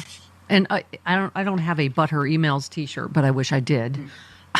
I mean, it's just the hypocrisy is so unbelievable. Just in case you just tuned in, the CIA sent the White House an unclassified email listing all employees hired by the agency over the last 2 years. Former CIA officials warned the unsecured email risked the list leaking to adversaries, and those hired in recent years were typically recruited and hired for their expertise in aiding missions to combat China. The list included first names and the first initial of the last name of the new hires who are still on probation, so they're thus easy to dismiss. It included a large crop of young analysts and operatives who were hired specifically to focus on China, whose identities were closely guarded because Chinese hackers are constantly seeking to identify them. Not to mention, here you have Elon Musk that he and his goons have seized control of the Treasury. He has, all this business dealing in China. And Carolyn Levitt, is that the fembot? Carolyn Levitt? That's her. Said, he'll just decide himself whether there's any conflict of interest. It's up to him. I mean, this is the guy who's going after NPR because they get 1% of their budget from the federal government, and a third of his space company funded by the federal government. Yeah. Oh, by the way, our beloved Joe from JERS said, hold on. The Department of Governing Efficiency, the entity which claims its mission is to end wasteful spending, was given $7 million taxpayer dollars to cover its, quote, expenses in the span of a single week. Are you kidding me? So... right? It's the tech bros. Yep. The 19-year-olds just took your $7 million to go steal your grandmother's Social Security checks. I mean, Carl, talk to us. Help us. What to do? Well, I mean, don't look away. I think there's a tendency right now for a lot of people who are saying, I'm just going to ignore what's happening in Washington. Don't ignore it. And don't let your lawmakers not hear from you for a split moment. Reach out to them weekly or daily if you have to. I think Lisa Murkowski posted online that she was getting 1,400 calls per minute, which was a record in her office. They need to hear. By the way, speaking of security and this story, real quick, I'm just reading down further here. Some former officials say they worry the list could be passed on to a team of these new broligarchs that are, working with Musk. If that happened, the names of the employees might be more easily targeted by China, Russia, or other foreign intelligence services. One former agency officer called the reporting of the names in an unclassified email a counterintelligence disaster.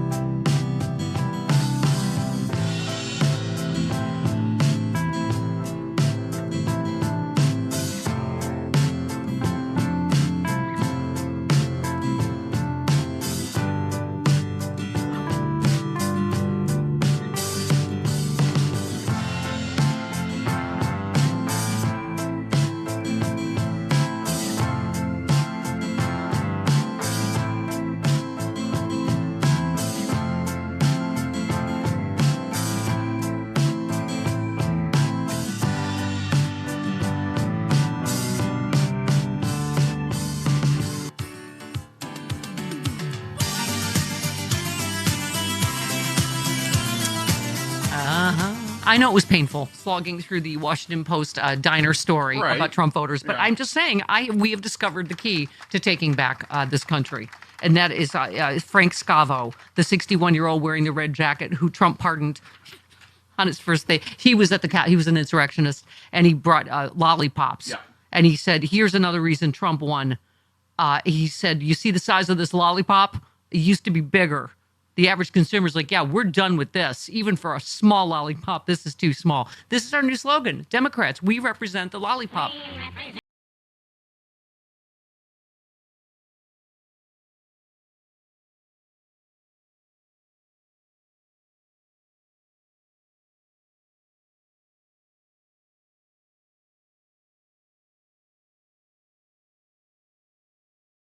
Mini kiss to play at our events. We're for Trump is a blow pop. We represent the lollipop clan. We're for bigger lollipops. Trump's more the size of a dum-dum than a yes, blow pop. Yes. He's both a dum-dum and a blow pop. Yeah. Okay. Amy Siskin says Trump economy, fewer jobs added than expected. Market falls again on tariff fears. Inflation moving up. February consumer sentiment falls lower than expected. Oh, and egg prices are up. I'm exhausted from all the winning already. I mean, this wrecking ball man is working in record time. You know what? You know, only thing that can fix it? What?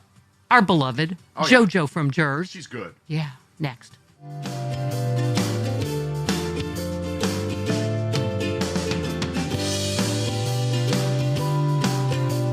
Oh, hey there, it's Stephanie Miller. If you're like me and you love sharp political insight, you know, pointy, you like it pointy and sharp, bold opinions, and a touch of humor to make sense of these crazy times, have I got some fantastic news for you. The Political Voices Network is now on Substack.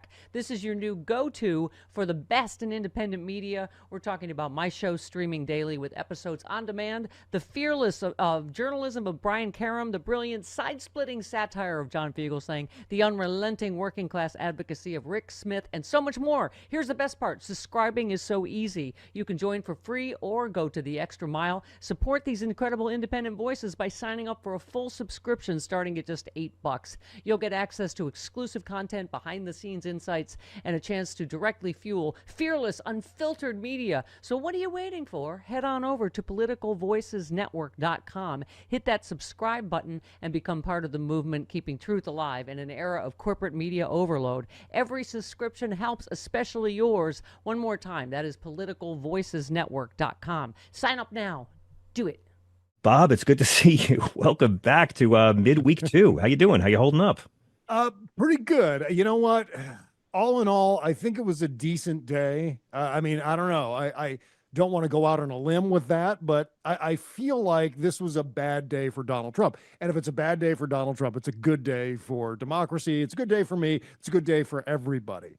And the reason I'm saying that, John, is there were two major fuck-ups that Donald Trump had to deal with today. And his solution to that was revealing as far as how big the fuck-ups were. And so he had to come up with something gigantic to get people to stop talking about the two big fuck-ups. My point is that's the Gitmo thing. The Gitmo thing was so we don't talk about the other colossal fuck-ups. Right. Now, liberals are playing their part and clutching their pearls and freaking out over what Man Baby's done, even though Man Baby's never going to get to do it.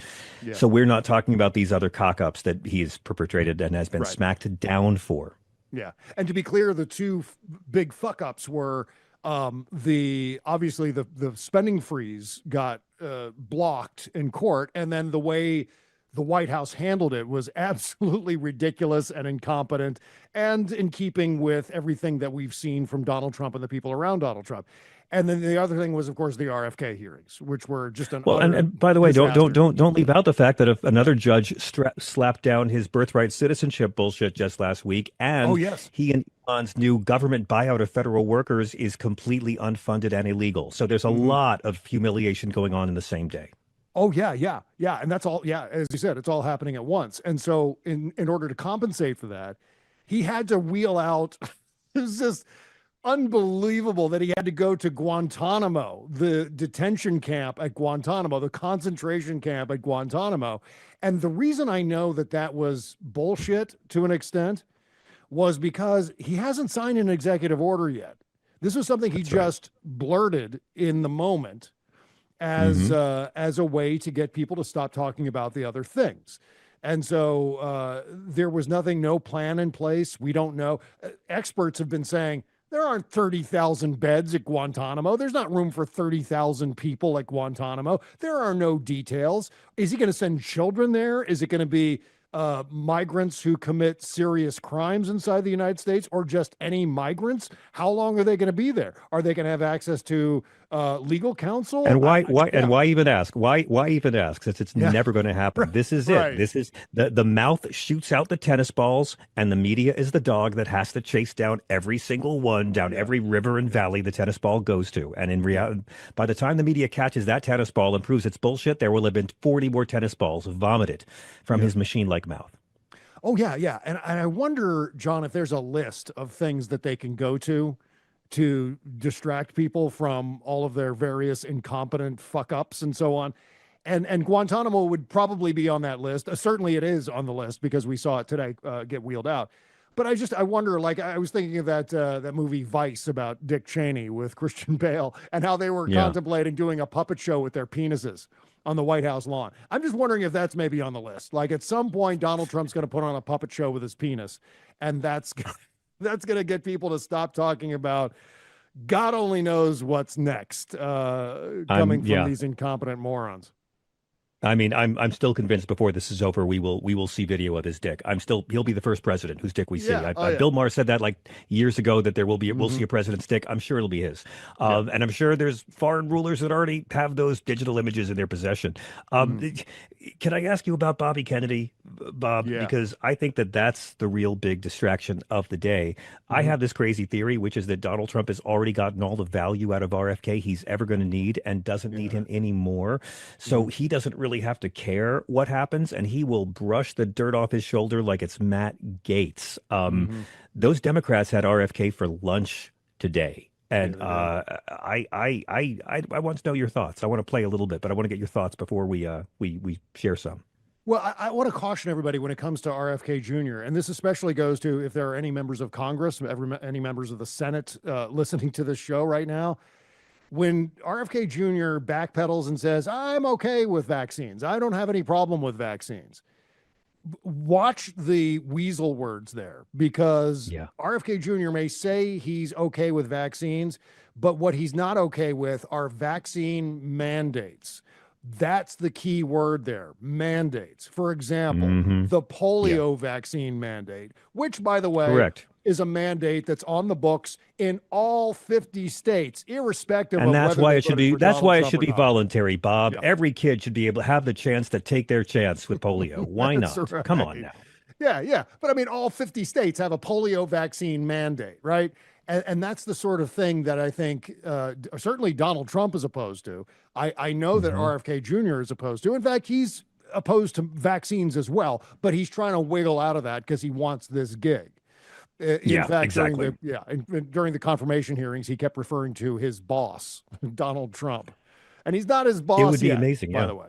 It's amazing. Like imagine him getting a job for the first time in his life. I mean, it at least involves his, last name. But this is a grifter's life. And, I'm someone who I've respected Bobby for years. I've had him on TV shows. He's been on this show. I've been in fields in New Jersey with him and his damn Falcons, which Caroline Kennedy shared a lot about yesterday. I don't think I've always thought this is a hard sell, because what Bobby Kennedy's doing that's sane is talking about the garbage that we eat and call food and doing something about that.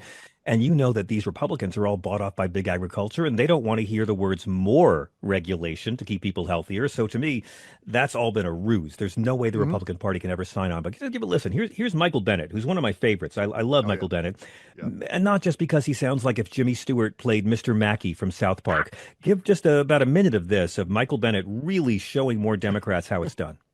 Did you say that COVID-19 was a genetically engineered bioweapon that targets black and white people, but spared Ashkenazi Jews and Chinese people? I didn't say it was deliberately targeted. I just quoted an NIH-funded and NIH published study. Did you say that it targets black and white? Okay. That's a good trivia question, though. My gosh. It is. Just when I can't fall deeper in love, she, this is Blue Sky, she Blue Skied, is broken as, we all know that. So if you happen to be looking for someone to play nice, shut up and smile, you're in the wrong place and you have the wrong girl. Because that sure ain't this moment in time, and it sure as ain't me. I'm so in love. It's so bad now. JoJo from Jersey is described as mom, Jersey, Dem, news junkie, Lebanese, hothead, geek. Everything we love, all rolled into one human. JoJo from Jersey, Twitter rock stars here. JoJo shows her speeding lines way down there in the basement below stairs. JoJo from Jersey, Twitter and YouTube star. Love her. We need JoJo, her insights, her insights. JoJo from Jersey. It's JoJo. Yeah. You know, even when you're not here, I read our texts. You're here in spirit, in all your potty mouth glory. You're with me in spirit in the dark of the night, Stephanie. Yeah. You're with me in spirit. You saucy Mind minx. And body and spirit. And by with me, I mean inside of me. Oh, JoJo from you saucy, teasy little minx. You are a giant tease. Now, listen. No, we're like a rom-com. This is how cute last time we talked on the phone. She said something, hilarious and potty mouth and whatever, stuff I love. Right. And I just said, will you marry me? And there was this pause and she said, yes, I will. Very earnestly. You said it very earnestly, like we were not in the middle of a skit. It was. Check her fingernails, though. Yeah. Oh, they're probably too long. All right, let's start by saying, yay, Eagles, boo. Oh, she has short fingernails. That's throwing me off for a straight girl. That must be a mom thing. Wait a minute. I think I'm on to you now. No, they're very utilitarian stuff. Pretty, but functional. Oh, me too. I have gold. Can we start by saying, yay, Eagles, and boo, Donald Trump? Yay. Yeah. I mean, fly, Eagles. I'm not an Eagles fan. I'm a Giants fan. But I will say it was difficult in the midst of the game. And George Conway can attest to this because he's an Eagles fan who's been recruiting me for a very long time to turn to the dark side. At some point in the game, I was like, I've been cheering for the Eagles like this whole time. What happened to me? As a Giants fan, it's like that kind of stuff gets you excommunicated. So, but boo Donald Trump, yes. Well, boo Donald Trump. First of all, he's always wrong because he said the Chiefs were going to win, and then B, everything Trump touches dies because he complimented how great Patrick Mahomes is, and Patrick Mahomes sucked off back to him. And what happened? What happened, Joe? Patrick Mahomes got his ass kicked. Boy, did he ever. I mean, how many times did that guy get sacked? He got sacked more than I did in college. Hey, I mean, it was like, that's a whore joke. Hey. Hey, I'm going to lean into it. And I did many times. What? I digress. But Snow, right, it was that. And why did they only show Tay-Tay one time? What was that all about? Yeah. And because some maggots booed her, Trump's like, this is the thing I think I will never get over of all the horrors is he's just, hold on. He's just perpetually 8. Yes. Right? Trump taunted Taylor Swift. Yeah, because this is what you want in the leader of the free world. Taunted Taylor Swift, claiming she was booed out of the stadium, which is, they said Trump erroneously claimed, because of course he did. There were some smattered boo, not as many boos as he got, by the way. No. Yeah. No.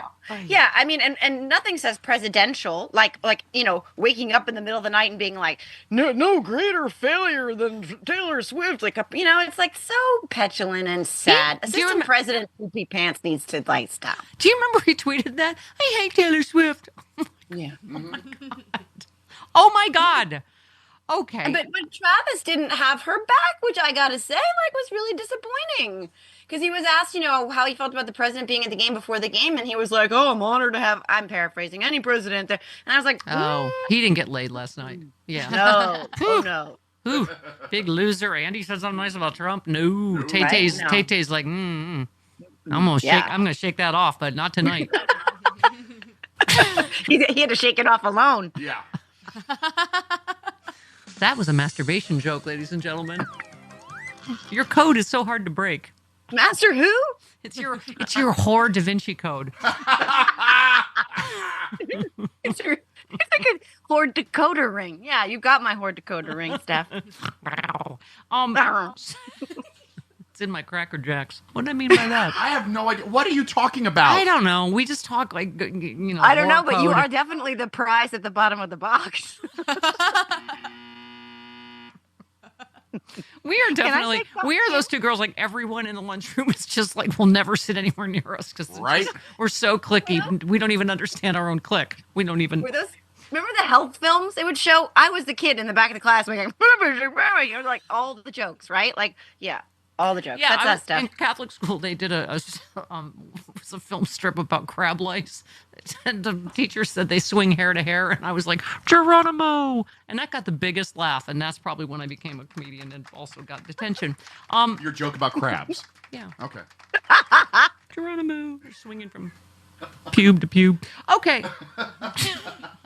I have not matured 1 second past that, by the way. But you're so shellfish. I love it. Hey! Oh! Wow. Okay. You think I don't have crustacean puns? Friend? What? Oh, you're gonna love our ridiculous who let the because you talk about Elon and hey, I got a question. Who let the Doge? Doge. Who let the Doge out is my point. You said a fake billionaire is letting a fake genius destroy America because a bunch of fake patriots are too stupid, too entitled, and too hateful to understand the difference between what's fake news and what's fact. I mean, that's exactly where we are. And it's not, I don't know why we thought like this was going to go away after the election, this massive disinformation, right? The disinformation, but the selectivity of it. It's like, yes, I'm choosing to be an idiot today. Right. I'm choosing to pretend like I never actually cared about the price of eggs at all. That's what I'm choosing. Right. She's not the girl to talk to, by the way, for counseling about how to be nice to maggots that regret their vote. No, now. absolutely not. I don't. F sorry. them. I know that's the problem. They're like, oh, you talk down to us, and that's why we. And I'm like, well, do you have a brain cell? Like, where are your critical thinking skills? It's just it's just so hard, isn't it? To you know. Well, it would be hard if I cared, but like if you're gonna act like a smooth brain troglodyte, it would be you get what comes with the territory, right? These are the same people who would tell us, take our feelings and shove them. The same, like, those people are telling us that they're sensitive now to us calling them names. Right. Really? Right. Really? Let's go, Brandon, folks. Really? Yeah. Yes, you said an unelected broligarch and his merry band of unripened incels have hacked our bank accounts. Bird flu is raging. TB is spreading. Planes are falling out of the sky. Trump is planning Gaza Largo, and eggs are more expensive than ever. But at least we're getting plastic straws back. I mean, and it doesn't happen every Friday night too. There's just a new dump of stupid right over the weekend. Yeah, exactly. It's like, oh, we're getting rid of the penny now. We're gonna conquer Canada, Greenland, Panama, any country he can point to on a map. We're just gonna take it over, get rid of the penny. And in the meantime, eggs are $19. Oh, you can find them at all. But hey, great presidenting. Yeah. Good job. Yeah. Your piece. Speaking of Elon, you said no one voted for the ketamine king, or his unripened incel brigade. Thank you. You said I like that unripened adjective. I just like because they are unripened. You're like, oh, I got to put this banana back. That's not right. You said let's start with the quote unquote good news first, shall we? Yes, in this case, good news as it pertains to McMelty Car Von Penis Rocket. Sorry. Okay, that's my favorite new Elon. McMelty Car Von Penis Rocket is basically like learning that your recent gastrointestinal distress is not some waterborne flesh-eating disease which will kill you excruciatingly slowly, but just your average miserable stomach bug instead. Yay! Yay! And so you talked about the judge, blocking the Doge from, rooting around in our treasury and social service or social security numbers. But, it seems like, Joe, they're already signaling the next phase of our constitutional crisis. They're going to ignore court orders, right? Yep. JD Couch, Vance. Oh, Couch Van. Right, we don't Not to have be confused with a McMelty Car Von Penis Rocket. No. Okay. No, nor Phelon. Phelon. I called him Phelon. Phony Stark.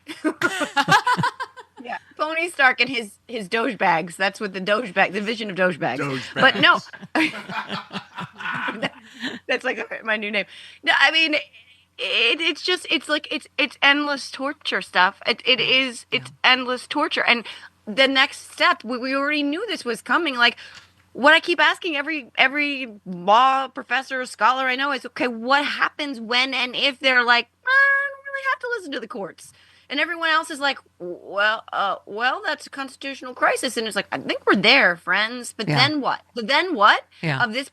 Then what portion of this show is where things really get fun, right? Well, like I can't wait. Yeah, I mean, you said it. You said self-gelding Republicans are telling you that the American people, quote, voted for Elon when they didn't, and that's what he's what he's doing in all our financial business is good when it isn't. So that the really bad democracy ending he does next won't seem so bad when it is.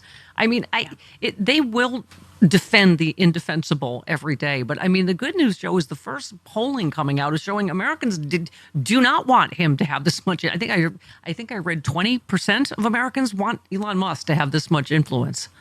Yeah, and it's like the mandate lie. So it's a lie that even the like staunchest supporters were like, yes, we want Elon to run the government and you to be assistant president. That's not what any of them voted for.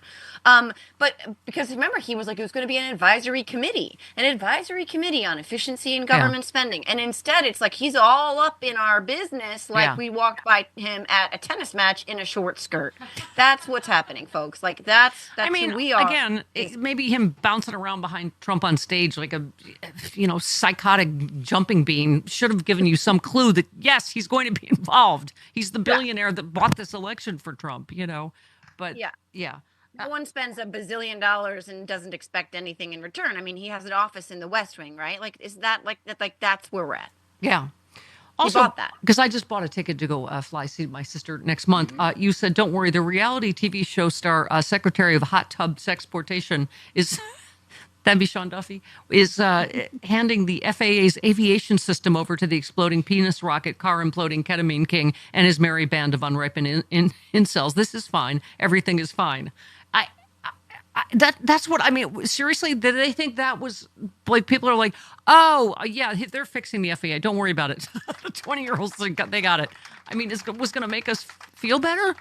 The guy as long as those planes don't try and self-spark, we should be fine. It's fine. As long as they don't just spontaneously combust, we should be fine. Right. No one voted for that. That's the thing. No one was like, yes, I want the exploding penis rocket guy to make my airplanes safer. Because they haven't crashed in midair in like 15 years, but I hope they start doing that again because of Elon Musk. No one voted for that. Yeah. No one. Yep. Maybe Eric. Maybe Eric. Eric. Yeah. Eric. Eric. Maybe Eric. Okay.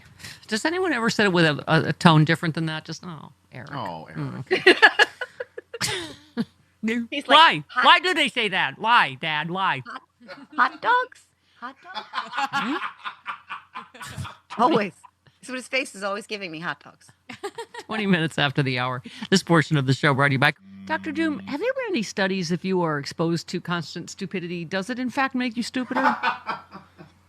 It does, unless you're wearing a protective shield and you've taken the anti-stupid vaccine. But apparently we're going to end vaccines, so it's not going to be available to people. But it's just incredible, and it's also, my view of this so far has been extraordinary amount of weakness displayed by the opponents of Donald Trump until the last few days. Yeah. And I do think we're witnessing like a sudden awakening from a generalized coma that Donald Trump put the Democrats in. Yeah. Your friend and mine, over. Nicole Wallace, was saying that, and I hope so. And you quoted Senator Murphy, who we've been playing a lot, who I think is striking exactly the right tone. You retweeted him saying, let's not pull any punches about why this is happening. Elon Musk makes billions off his business with China, and China is cheering at this action today. There is no question the billionaire class is trying to take over our government right now, is doing it based on self-interest. I don't, Doc, can you even tell me why are they erasing the CDC website? And I mean, it is an extraordinary amount of horrible things happening all at once, isn't it? It is. And, they're doing things like they're eliminating the famine early warning system, which is a vital program. They want to withdraw from World Health Organization, which is, of course, going to weaken our ability to figure out when we're about to reach a level of pandemic and how to prevent it. And, all over the government, this is happening. And it's happening with basically teenagers at the helm here being inserted by Musk into the most vital computer systems in our country. So, we have problems across the board. As far as CDC is concerned, doctors have now been deprived of the fundamental sources of information that we depend on to make decisions, not just academic decisions, but clinical decisions about what we need to worry about with patients. For that, I just don't understand what kind of rationale it would allow someone to think it's okay to eliminate information unless you're so anti-science that you don't want legitimate information out there. So I don't know what's coming, but it's not good. We Steph. have reached a point where, people who are doctors like Senator Cassidy are being intimidated into voting for Bobby Kennedy. I mean, who obviously looks like he's going to get through, and I can't even imagine your thoughts on that this morning. It's horrendous, and I thought that Cassidy's interrogation of Kennedy was suggesting that he definitely was not going to vote for him. And so I must say I was really, really disappointed. I actually sent him a text and told him that I was very shocked and surprised that he voted to put Kennedy through. And by the way, his vote could have been decisive if he said no. Yeah. That would have been the end of Bobby Kennedy Jr. Did he reply? This is what we have. Did he reply, I have to ask? No, he did not. Yeah. What is he going to say? And that's the reporting, Doc. We are in a really dark place in that, the reporting is they're not just afraid of being primaried by Elon Musk's money. They're physically afraid. They're physically afraid for themselves and their family if they cross Trump in any way. And this is exactly what fascism is. I mean, it's, by the way, I was just talking about his stupid comments this morning on the D.C. crash, and you just retweeted Chris Murphy, who said Trump's press conference blaming the FAA's hiring of women and black people for the crash was disgusting, especially after he just threw the FAA into chaos, ousting the administrator and the whole FAA safety board. He's in charge. This happened on his watch. And there he is. It's like there's just new speculation this morning. Oh, it's the equipment. It's this. It's something. Golf balls. I mean, it's... Yeah. Look, I think we're going to have, multiple fronts to fight with, multiple issues that have to be taken up. But like I said, I am encouraged by what seems to be some unity of Democrats.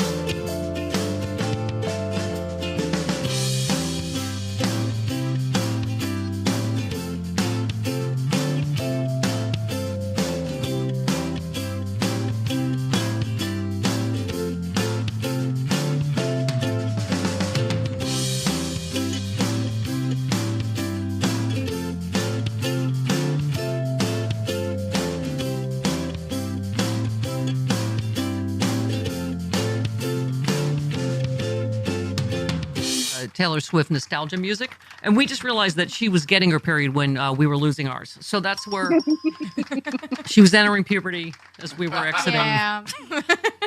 I think they invented the period, as in the actual period, when I was born. The dot. So Mel was born in 2002. Oh, we're talking old person stuff now. Yeah, we're just okay.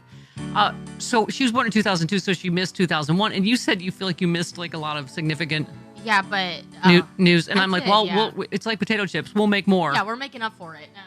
Yeah, she missed a lot of significant events, but now this is going to be like 9/11 meets, COVID meets Cujo. Cujo meets Armageddon meets the Rapture. So, don't worry, you're here for all the exciting stuff. Yeah. Meets the Running Man. Meets the Hunger Games. Meets Frogger and Cube. People have said that they do feel like after 9/11, like, you're just all the stuff we felt during a lot of our national tragedies after 9/11, during COVID, like we are just traumatized, and we're still are we 3 weeks in yet? Not quite, right? I mean, it's like trauma. And they have people that are active.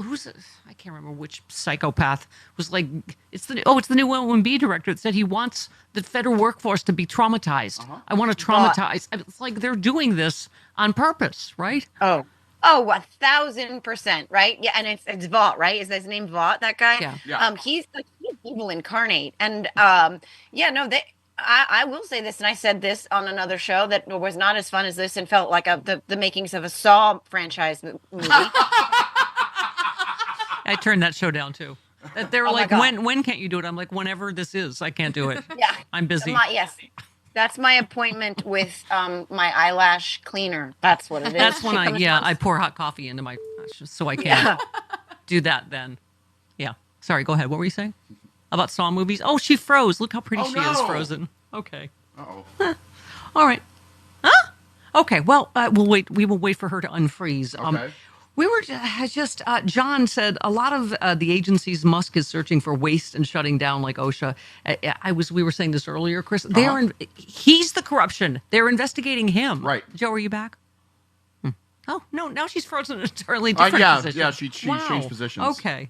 Like shutting down US AID. Someone tweeted, if you're cheering for that, what are you cheering? Do you know what you're cheering for? People not having access to tuberculosis and polio shots, malaria nets, safe drinking water so kids don't die from diarrhea, food during famine, HIV prevention and treatment. Yeah. You are cheering for the suffering and death of other humans so our government can save less than 1% of its budget. Where is your humanity? Yeah. Joe, I said earlier that we have to convince these quote-unquote Christians that it's a good thing to help other people. You have to tell them that's because those diseases are going to come here and kill your family, and then they care.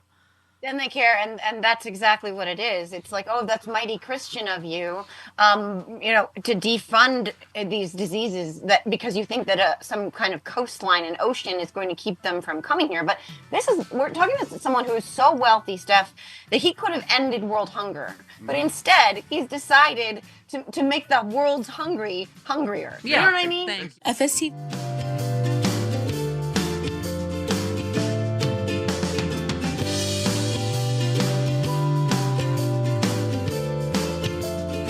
Oh, hey there, it's Stephanie Miller. If you're like me and you love sharp political insight, pointy, you like it pointy and sharp, bold opinions, and a touch of humor to make sense of these crazy times, have I got some fantastic news for you. The Political Voices Network is now on Substack.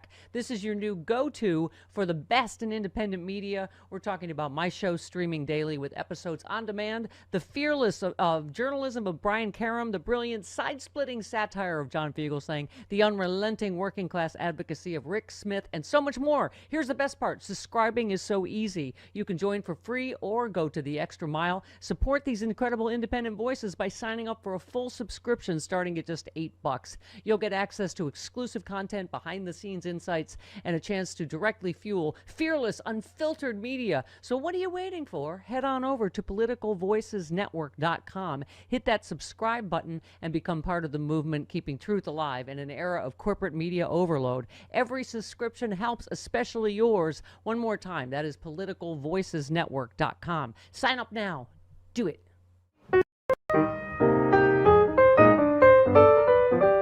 And eventually you have the racist KKK fighting the fascist Antifa in the streets of Charlotte. Both sides. Boy, I'll tell you, the media sure gets one thing right. The extreme right wing and the extreme left wing in this country have both totally gone off the rails. America is being destroyed by people on both sides thinking that the other side is destroying the world. So many insane ideas on the left and the right, and I'm sorry, but real Americans have had it. We only hear about what the far right wants and the far left wants, but what about the majority, huh? My take is that we should condemn violence and extremism on both sides. On the right, you have these extremists who want to overthrow democracy and have a violent revolution. They want to deregulate the polluters poisoning our air and water. They want to privatize Social Security. And on the left, these extremist nut jobs think every American should have health care. It's insane, and it's both sides, people. I blame both sides. I mean, these nut jobs on the right are white supremacist Confederates who reject the 2020 election, they reject science, and they want armed civil war.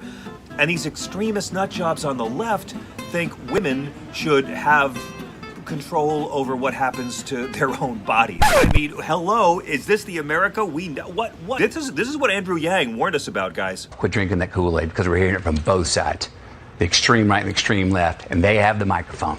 Because real America sees these right-wing fascists trying to scale back voting rights, trying to scale back LGBT rights, trying to sunset Social Security and Medicare. And then you got these psychopaths on the left who actually believe that Medicare should cover vision, hearing, and dental. When did both sides lose their minds, people? America is being moved into chaos by people on both sides. It's like the media says, what happened to the center? Actually, the media moved the center over here to the right, but what happened to it now that it's over here?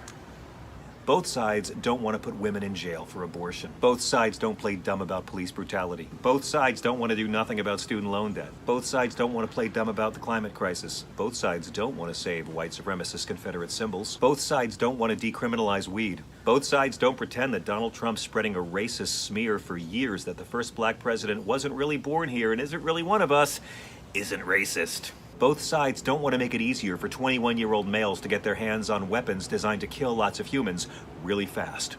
But having said that, I understand what he meant by both sides.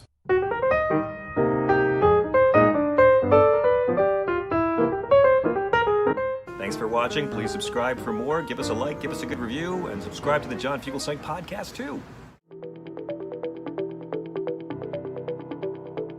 Now more than ever, people need to work with companies that share their values.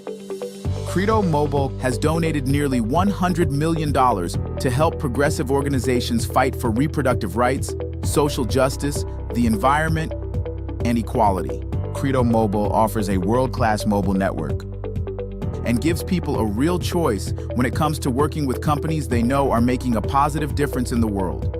Visit credomobile.com today and make the call to action.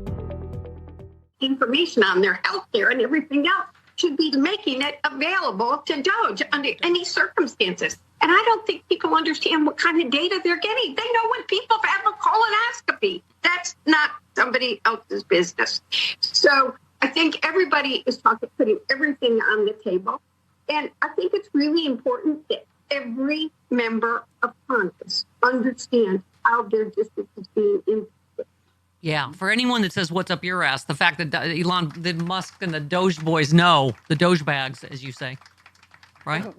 I mean, that's what's up America's ass now, is my point. And my point is, who let the Doge, right? Doge. I made that, and I'm going to use it. Okay.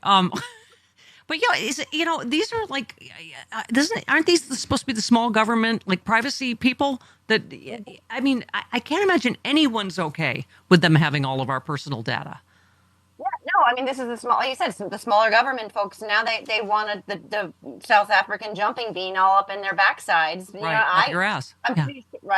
I'm pretty sure that's not smaller government. Like all of your personal information, like stuff that you're just like, only like my husband knows this stuff, like my best friends know this stuff, and he's like, oh look, Granny here had a colonoscopy and now she's broke, and like, no. Yeah. But again, the judge, he wants to now impeach the judge who blocked him from being able to do that. That's what they're trying to do now. Yeah. And now Americans are okay with getting anal from the government. Really? Is that where we're at? Is that where we're at, Joe?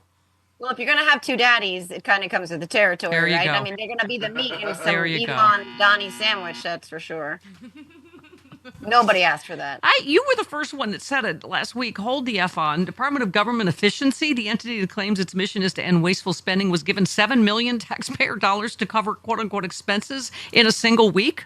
And then you just said it was cost $20 million for Trump to go to half the Super Bowl, which is why no other American president has ever done it, because of security and taxpayer cost, right?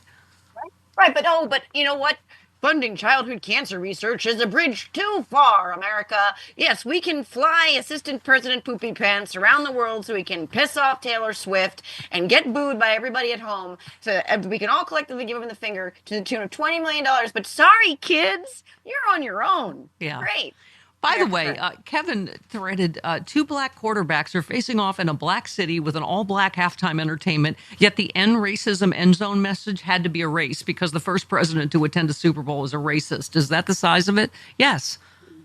Right? I mean, and by the way, hold please. Where's your, you said there's no such effing thing as being too woman to pilot a helicopter, too gay to land a plane, or too black to be an air traffic controller. There is, however, such a thing as being too hateful, too stupid, and too sociopathic to be president, and we call that Donald Trump. I mean, seriously, that tells you everything you need to know. He's offended by having end racism be in the end zone, right? Right, and this whole merit-based hiring nonsense. We're talking about a Nepo baby who inherited millions from his racist father and grew up in a gilded tower in New York City, who hired a guy he liked on Fox News to run our Department of Defense and a guy he liked on Fox News to be our transportation secretary. And the standard of merit is white dudes. Like, that's who they're trying to go take us back to our factory setting so that white dudes are the standard of merit-based hiring. It's absolute insanity. And also, I don't think Americans voted for him to just get his petty revenge on anybody he thinks ever slighted him. You were talking about the Trump revoked Biden security clearance. Why? Because Assistant POTUS, small in the pants, is a petulant man-child who can't do all the terrible revenge things he wants to do, so he'll just do stupid like that, which is, but it's becoming policy too. Everything, what's her name? Pam Bondi, legal Barbie's doing, right? It'll be everything that Kash Patel does. It's all revenge. Retribution. I mean, clearly that's what motivates him, right? So the Kennedy Center thing, for instance, which, by the way, the Kennedy Center is like, no, you're not going to take over. Nice try. That's not how stuff works around here. But he's like, I didn't like it when real musicians who didn't like me got to sing on a stage I didn't go to because I was too busy watching TV in my diaper. Now I'm going to take it over. It's like, cranky old man nonsensey, like, I'm gonna take Canada. God, I know. I said get ready for every year. The Kennedy Center honors Kid Rock again. Yeah. Kennedy Center honors Eric's hand puppet routine from 4th grade. Sam made a great point. He said the reason he took over the Kennedy Center for the Arts, other than just wanting to piss on the liberals' front porch, is so that he can dole out favors to right-wing quote-unquote artists in exchange for loyalty. I mean, that's this whole, and that's, by the way, that's like, I don't know what chapter it is in Fascism 101, right? Yeah.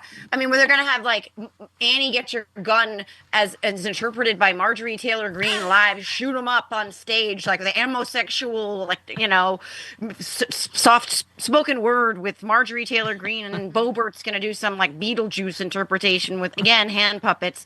Like, this is what we're looking at, folks. Kennedy Center it'll be Annie Get Your Gun, but with live ammo. That's what it'll be. Because that's more fun.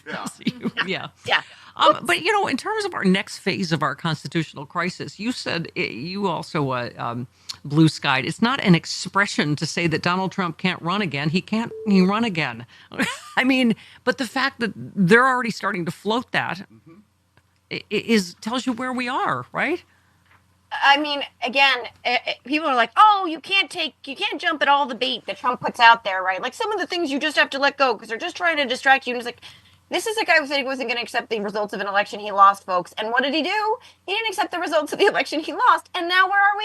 Yeah, that guy's back in office because that's where we are. So, no, you have to take all this crap seriously. And, of course, they mean it. They 100% mean it. And he wants to serve in perpetuity until the Adderall or the Diet Coke or the hamburger grease gets it. It's time for our new edition of, Tried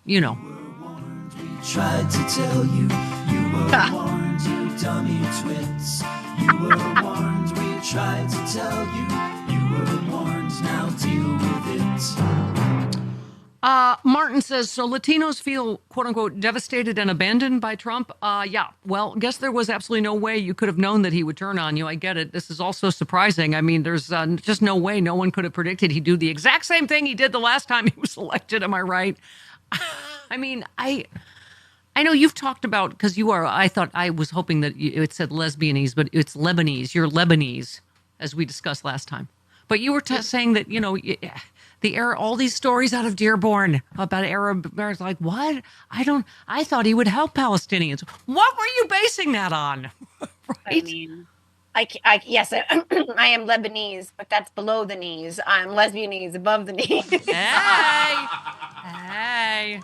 That means that my shins and my ankles and feet are Lebanese. No, it's hard not it's like to a minotaur, but like half. Yeah, whatever works. Yeah. My toes are versatile, but I will say this: it's hard not to dunk on my fellow Arab Americans, because I did try. I really tried, and you know what? They all really got very mad at me for saying it is going to be so much worse under him. You have no idea. And now he's going to pave Gaza and put up a Mar-a-Lago lot. Like, that's what we're looking at, friends. Yeah. Well, and this one, Shannon said, just had a Republican voter on my Facebook page talking about how he might lose his farm due to government spending cuts. The FAFO stage came quick. I mean, but I know, I mean, that's what's hard, Joe, is like, you're going, okay, this is good. We want these voters back, but you just, how did you ever think, like, the fact that people just Googled tariff, right? The day after the election. Yeah. Or the people who voted to repeal the Affordable Care Act because they were good, because they were covered under Obamacare. Right. Stared off into the distance like Jim from The Office. Like, what? But here's the information battle. So Morgan tweets, I've been reading Fox News every day, for which I do that too, to see, for once there's very little fake news and manufactured outrage. Instead, they're omitting almost everything. 90% of what he's doing isn't mentioned. There's almost no way to spin it, so they don't even try. I have found that. When there's something really awful, you tune over there and they're like, this old couple found a tomato shaped like a duck. Like, you're like, wait, what? That was a real story, by the way. That was a real story. That was a real story. I printed it out for her. Yeah. Oh my God.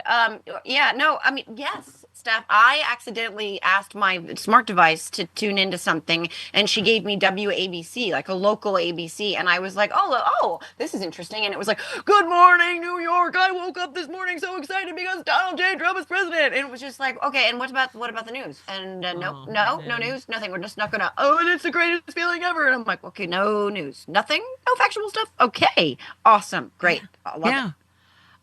This one, New York Times, Washington Post, NBC, CNN, and all getting kicked out of their offices at the Pentagon. Every one of those organizations did countless stories on Biden's age and where's Kamala's W-2 from McDonald's, or why doesn't Kamala have any policies, while normalizing Trump and ignoring every gaffe or crazy thing he said all year. And now they're getting their faces eaten off by the cheetah that they helped win. Right? The leopards eating the people's faces party, right? They are certainly finding out. And it's hard stuff to do a like victory lap on this stuff, because I wrote this: when your special needs child can't get the services they need because the school cut the program, and your other child is lucky enough to be able to travel the 25 miles to this only school that is open gets rubella, and you're working at a job that's not safe, and you have to do 60 hours to make 40 hours of pay, and your wife gets cervical cancer because she can't get any screenings because there's no place for her to go, and your mom dies of, she can't get insulin, so she dies of the diabetes. Like, you lose your house. Don't come crying to me.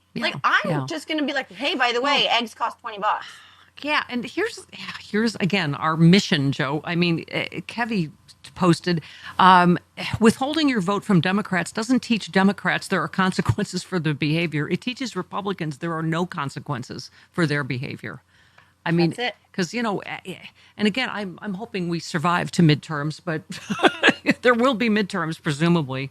And this one, the Daily Beast tweeted, consumer confidence is down. Trump voters are angry at chaos in the face of instability from Trump's White House. I do feel, Joe, there's going to be an enormous backlash. We just have to figure out how to, harness that, right?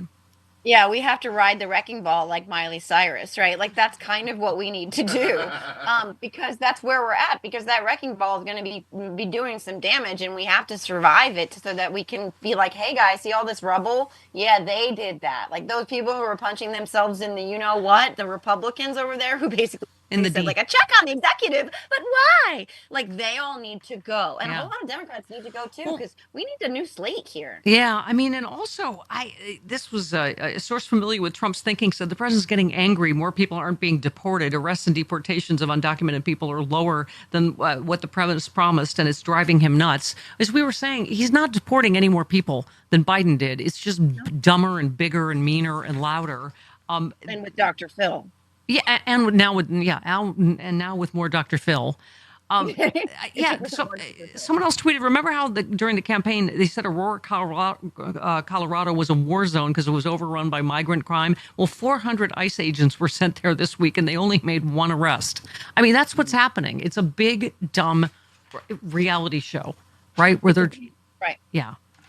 To allow them to distract a lot of people and also to chum the waters, because hate is very powerful, right? Like as long as you distract people with they, them, those people, and you distract them with someone to hate, a boogeyman, so to speak, it gives them a lot of room to overlook the failings of their own lives and the inadequacies of their own lives if it's somebody else's fault. Yeah, and I would just add one other thing that I think to making Trump mad, let's make him legitimately mad by saying, oh, did you run this by President Elon first? Oh, this new policy, did you ask President Elon about that? What you know it. Elon's?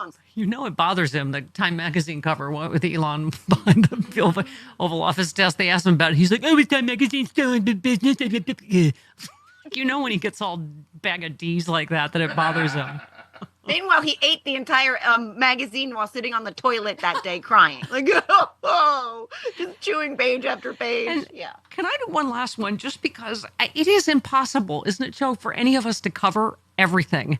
And yet it's just, Trump just picked Joe Kent to be his director of national counterterrorism. Yes, that Joe Kent, a known Proud Boy who caught the January 6th insurrectionists.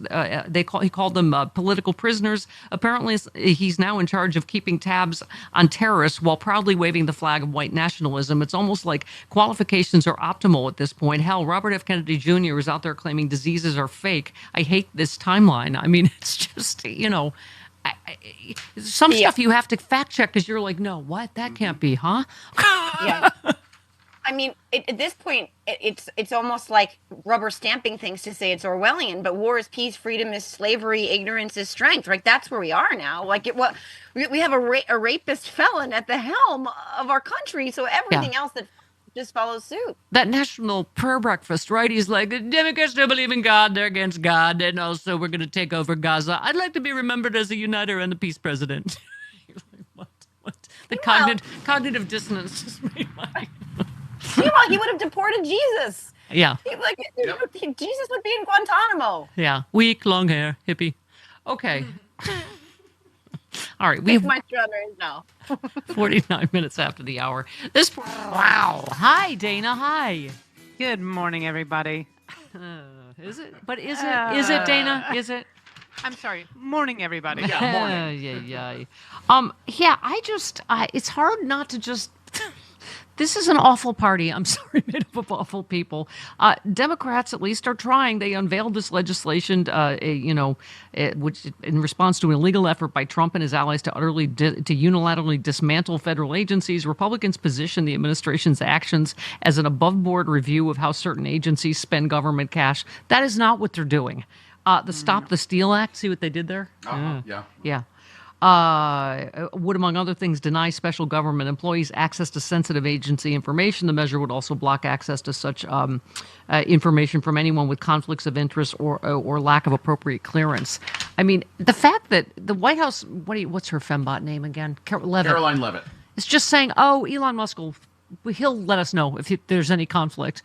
He has how many billions in government contracts? Of course he has conflicts. It's absolutely insane. He's not going to say anything if there's conflicts. Nothing that comes out of these people's mouths should we believe at this point. And I'm glad there's people pushing back. I'm glad that we've got Senator Warren and White House that are writing letters to the Government Accountability Office saying, we want answers. And here's a list of 13 questions we have. Why does he have access? Who's seeing these things? What are they going to do with it? They actually are accountable to this. There's our still friend, a constitution and a law. Yeah, our friend Representative Mark Pocan of the great state of Wisconsin, he has Elon Musk Act would ban these federal contracts. He said after more than $20 billion in federal contracts, there's no way Musk can be objective in what he's doing.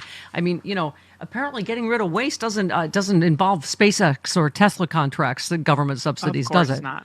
No, and he also has the Children of the Corn going through your Social Security numbers and Medicaid and Medicare payments. People you wouldn't trust with a debit card suddenly have access to all of your information. Exactly. I really don't think Trumpers would be happy with that. Exactly. Bella's age. She's like pointing at them. She's like, oh no, that guy's never had the touch of a woman. No, that one. No. They're scary looking. Oh, that's what you said yesterday. Bella One of them looks absolutely like a cover her Reddit. drink. He looks like a Reddit moderator. Yes, yeah, the Bella would 19-year-old. absolutely cover her drink in front of all of these Yes, people. yes, never. Yes. I would. It gets so angry. These dude bros have been working at the Centers for Medicare and Medicaid, where they have gotten access to key payment and contracting system.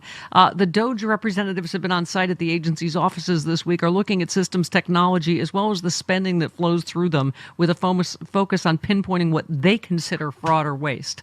Mm-hmm. I mean, and you know who they're going to go after? They're going to go after minorities and low-income people. They're going to try and think that, oh, okay, well, most of the people that are on these, government subsidies, blah, blah, blah, are mooching off. They are going to target people of color. These people are awful. How about this one? This is like it's like we have a stormtrooper stack. Don't we, Chris? This is like springtime for Trump stack. DOJ representatives at NOAA, it's the weather, are combing through IT databases to find employees associated with DEI initiatives. They've infiltrated a pride group there because that's too woke, I guess. The agency provides severe weather warnings, researches climate change, protects fisheries, etc. They are just going through every agency to target people that are either, I don't know, gay, black, woke. We just did a story about somebody had a placard that said, "Be kind to everyone," that they confiscated.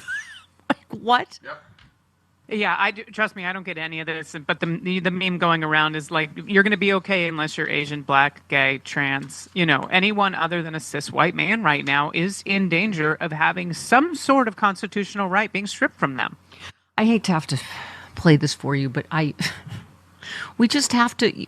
I said this earlier, Dana. This is not like, to me, a partisan anymore. They're mean girls. This is Nancy Mace yesterday responding to Jerry Connolly. I hate her. Okay, here we go. The gentlelady has used a phrase that is considered a slur in the LGBTQ community and the transgender community.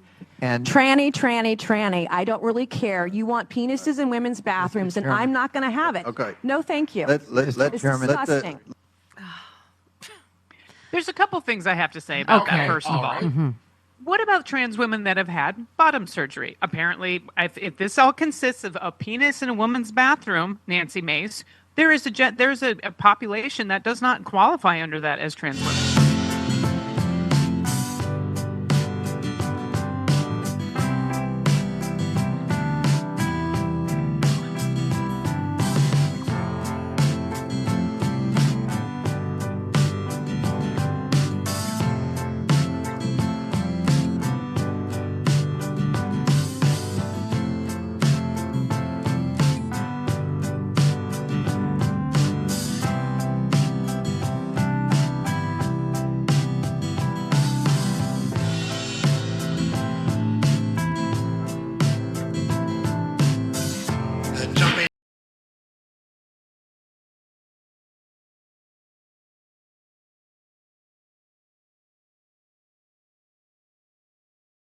Representative Ro Khanna and Pastor John Pavlovitz. I mean, come on. Yeah. And JoJo from Jers, who's just a big bag of fun all this hour.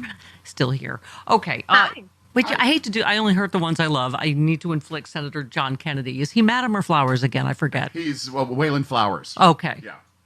That guy. Corn pwned guy. I was paying especially close attention to what the president had to say about reviewing spending. I think it would be fair to say that President Trump is dug in like a tick. He's going to continue. He ran on this issue. He said, if you elect me president, I'm going to review the spending. He's dug in like a tick. Okay. Yeah, meaning he's bloated and gross, and he's Like a blood-sucking pig. Yeah, What? He's about ready to pop. Yeah. He looks like Charlie Kirk's head. Yeah. Like an engulfed We just have to keep pushing that home. It's like, as Chris said, like, yeah, just cutting government waste sounds good to people. That's not what they're doing. They're going to, how much you want to bet, destroy our Social Security and Medicare to get, what do you call it, more money for, and he's stopping all the agencies that are investigating him. That's the whole point of this, and getting tax cuts for billionaires. That's the whole game. Right, and sowing chaos. So chaos is crucial here, right? Because if you destabilize everything and everybody's looking around going like, oh my God, what do I do? Like this, I didn't know my eggs were poisoned, and where's my job just cut my arm off, and then like they don't care about what they're doing at the top. And by the way, what is happening with Bitcoin and all of that? Like, what are they trying? Is the goal here? My friend, who's a stock trader right now, over the weekend, he was saying, this is crazy. Like, no, you can't make any money. And he said, I'm telling you right now, he's short selling. He's saying stuff, and somebody's insider trading off of this. Yeah. And I think that they're going to make a move to destabilize our government by not funding it, so that they can make some kind of play to make this non-existent money, so that these trillionaires can get richer. And I think, I'm talking conspiracy theories here, but like that seems totally plausible. Yeah. That's because we're a tofu crowd, according to a lot of my Democratic colleagues and most of the members of the tofu crowd are very upset. They're screaming like Musk stole their dog or something. But one thing they're not talking about is what Mr. Musk is finding. Just at the USAID, he found hundreds of millions, maybe billions of dollars worth of spending porn. Spending porn. Oh, spending porn. Can I just say that Senator forgets his teeth, Foghorn Leghorn, he is literally anthropomorphic ass pick. That man, and I can say ass pick, it's not a swear, folks. That man is cosplaying as an shucks. He is an Ivy League educated, not idiot, but he's like, shucks, I grew up in the swamp. That's right. Let me say references to ticks because y'all understand that language there. Stop. JoJo from Jers, as you know, is a delight. You can find her all over the socials, the Are You Effing Kidding Me on Substack, Exit 45 podcast. I love you, JoJo from Jers, and I don't care who knows it. I love you too, and you know I know it.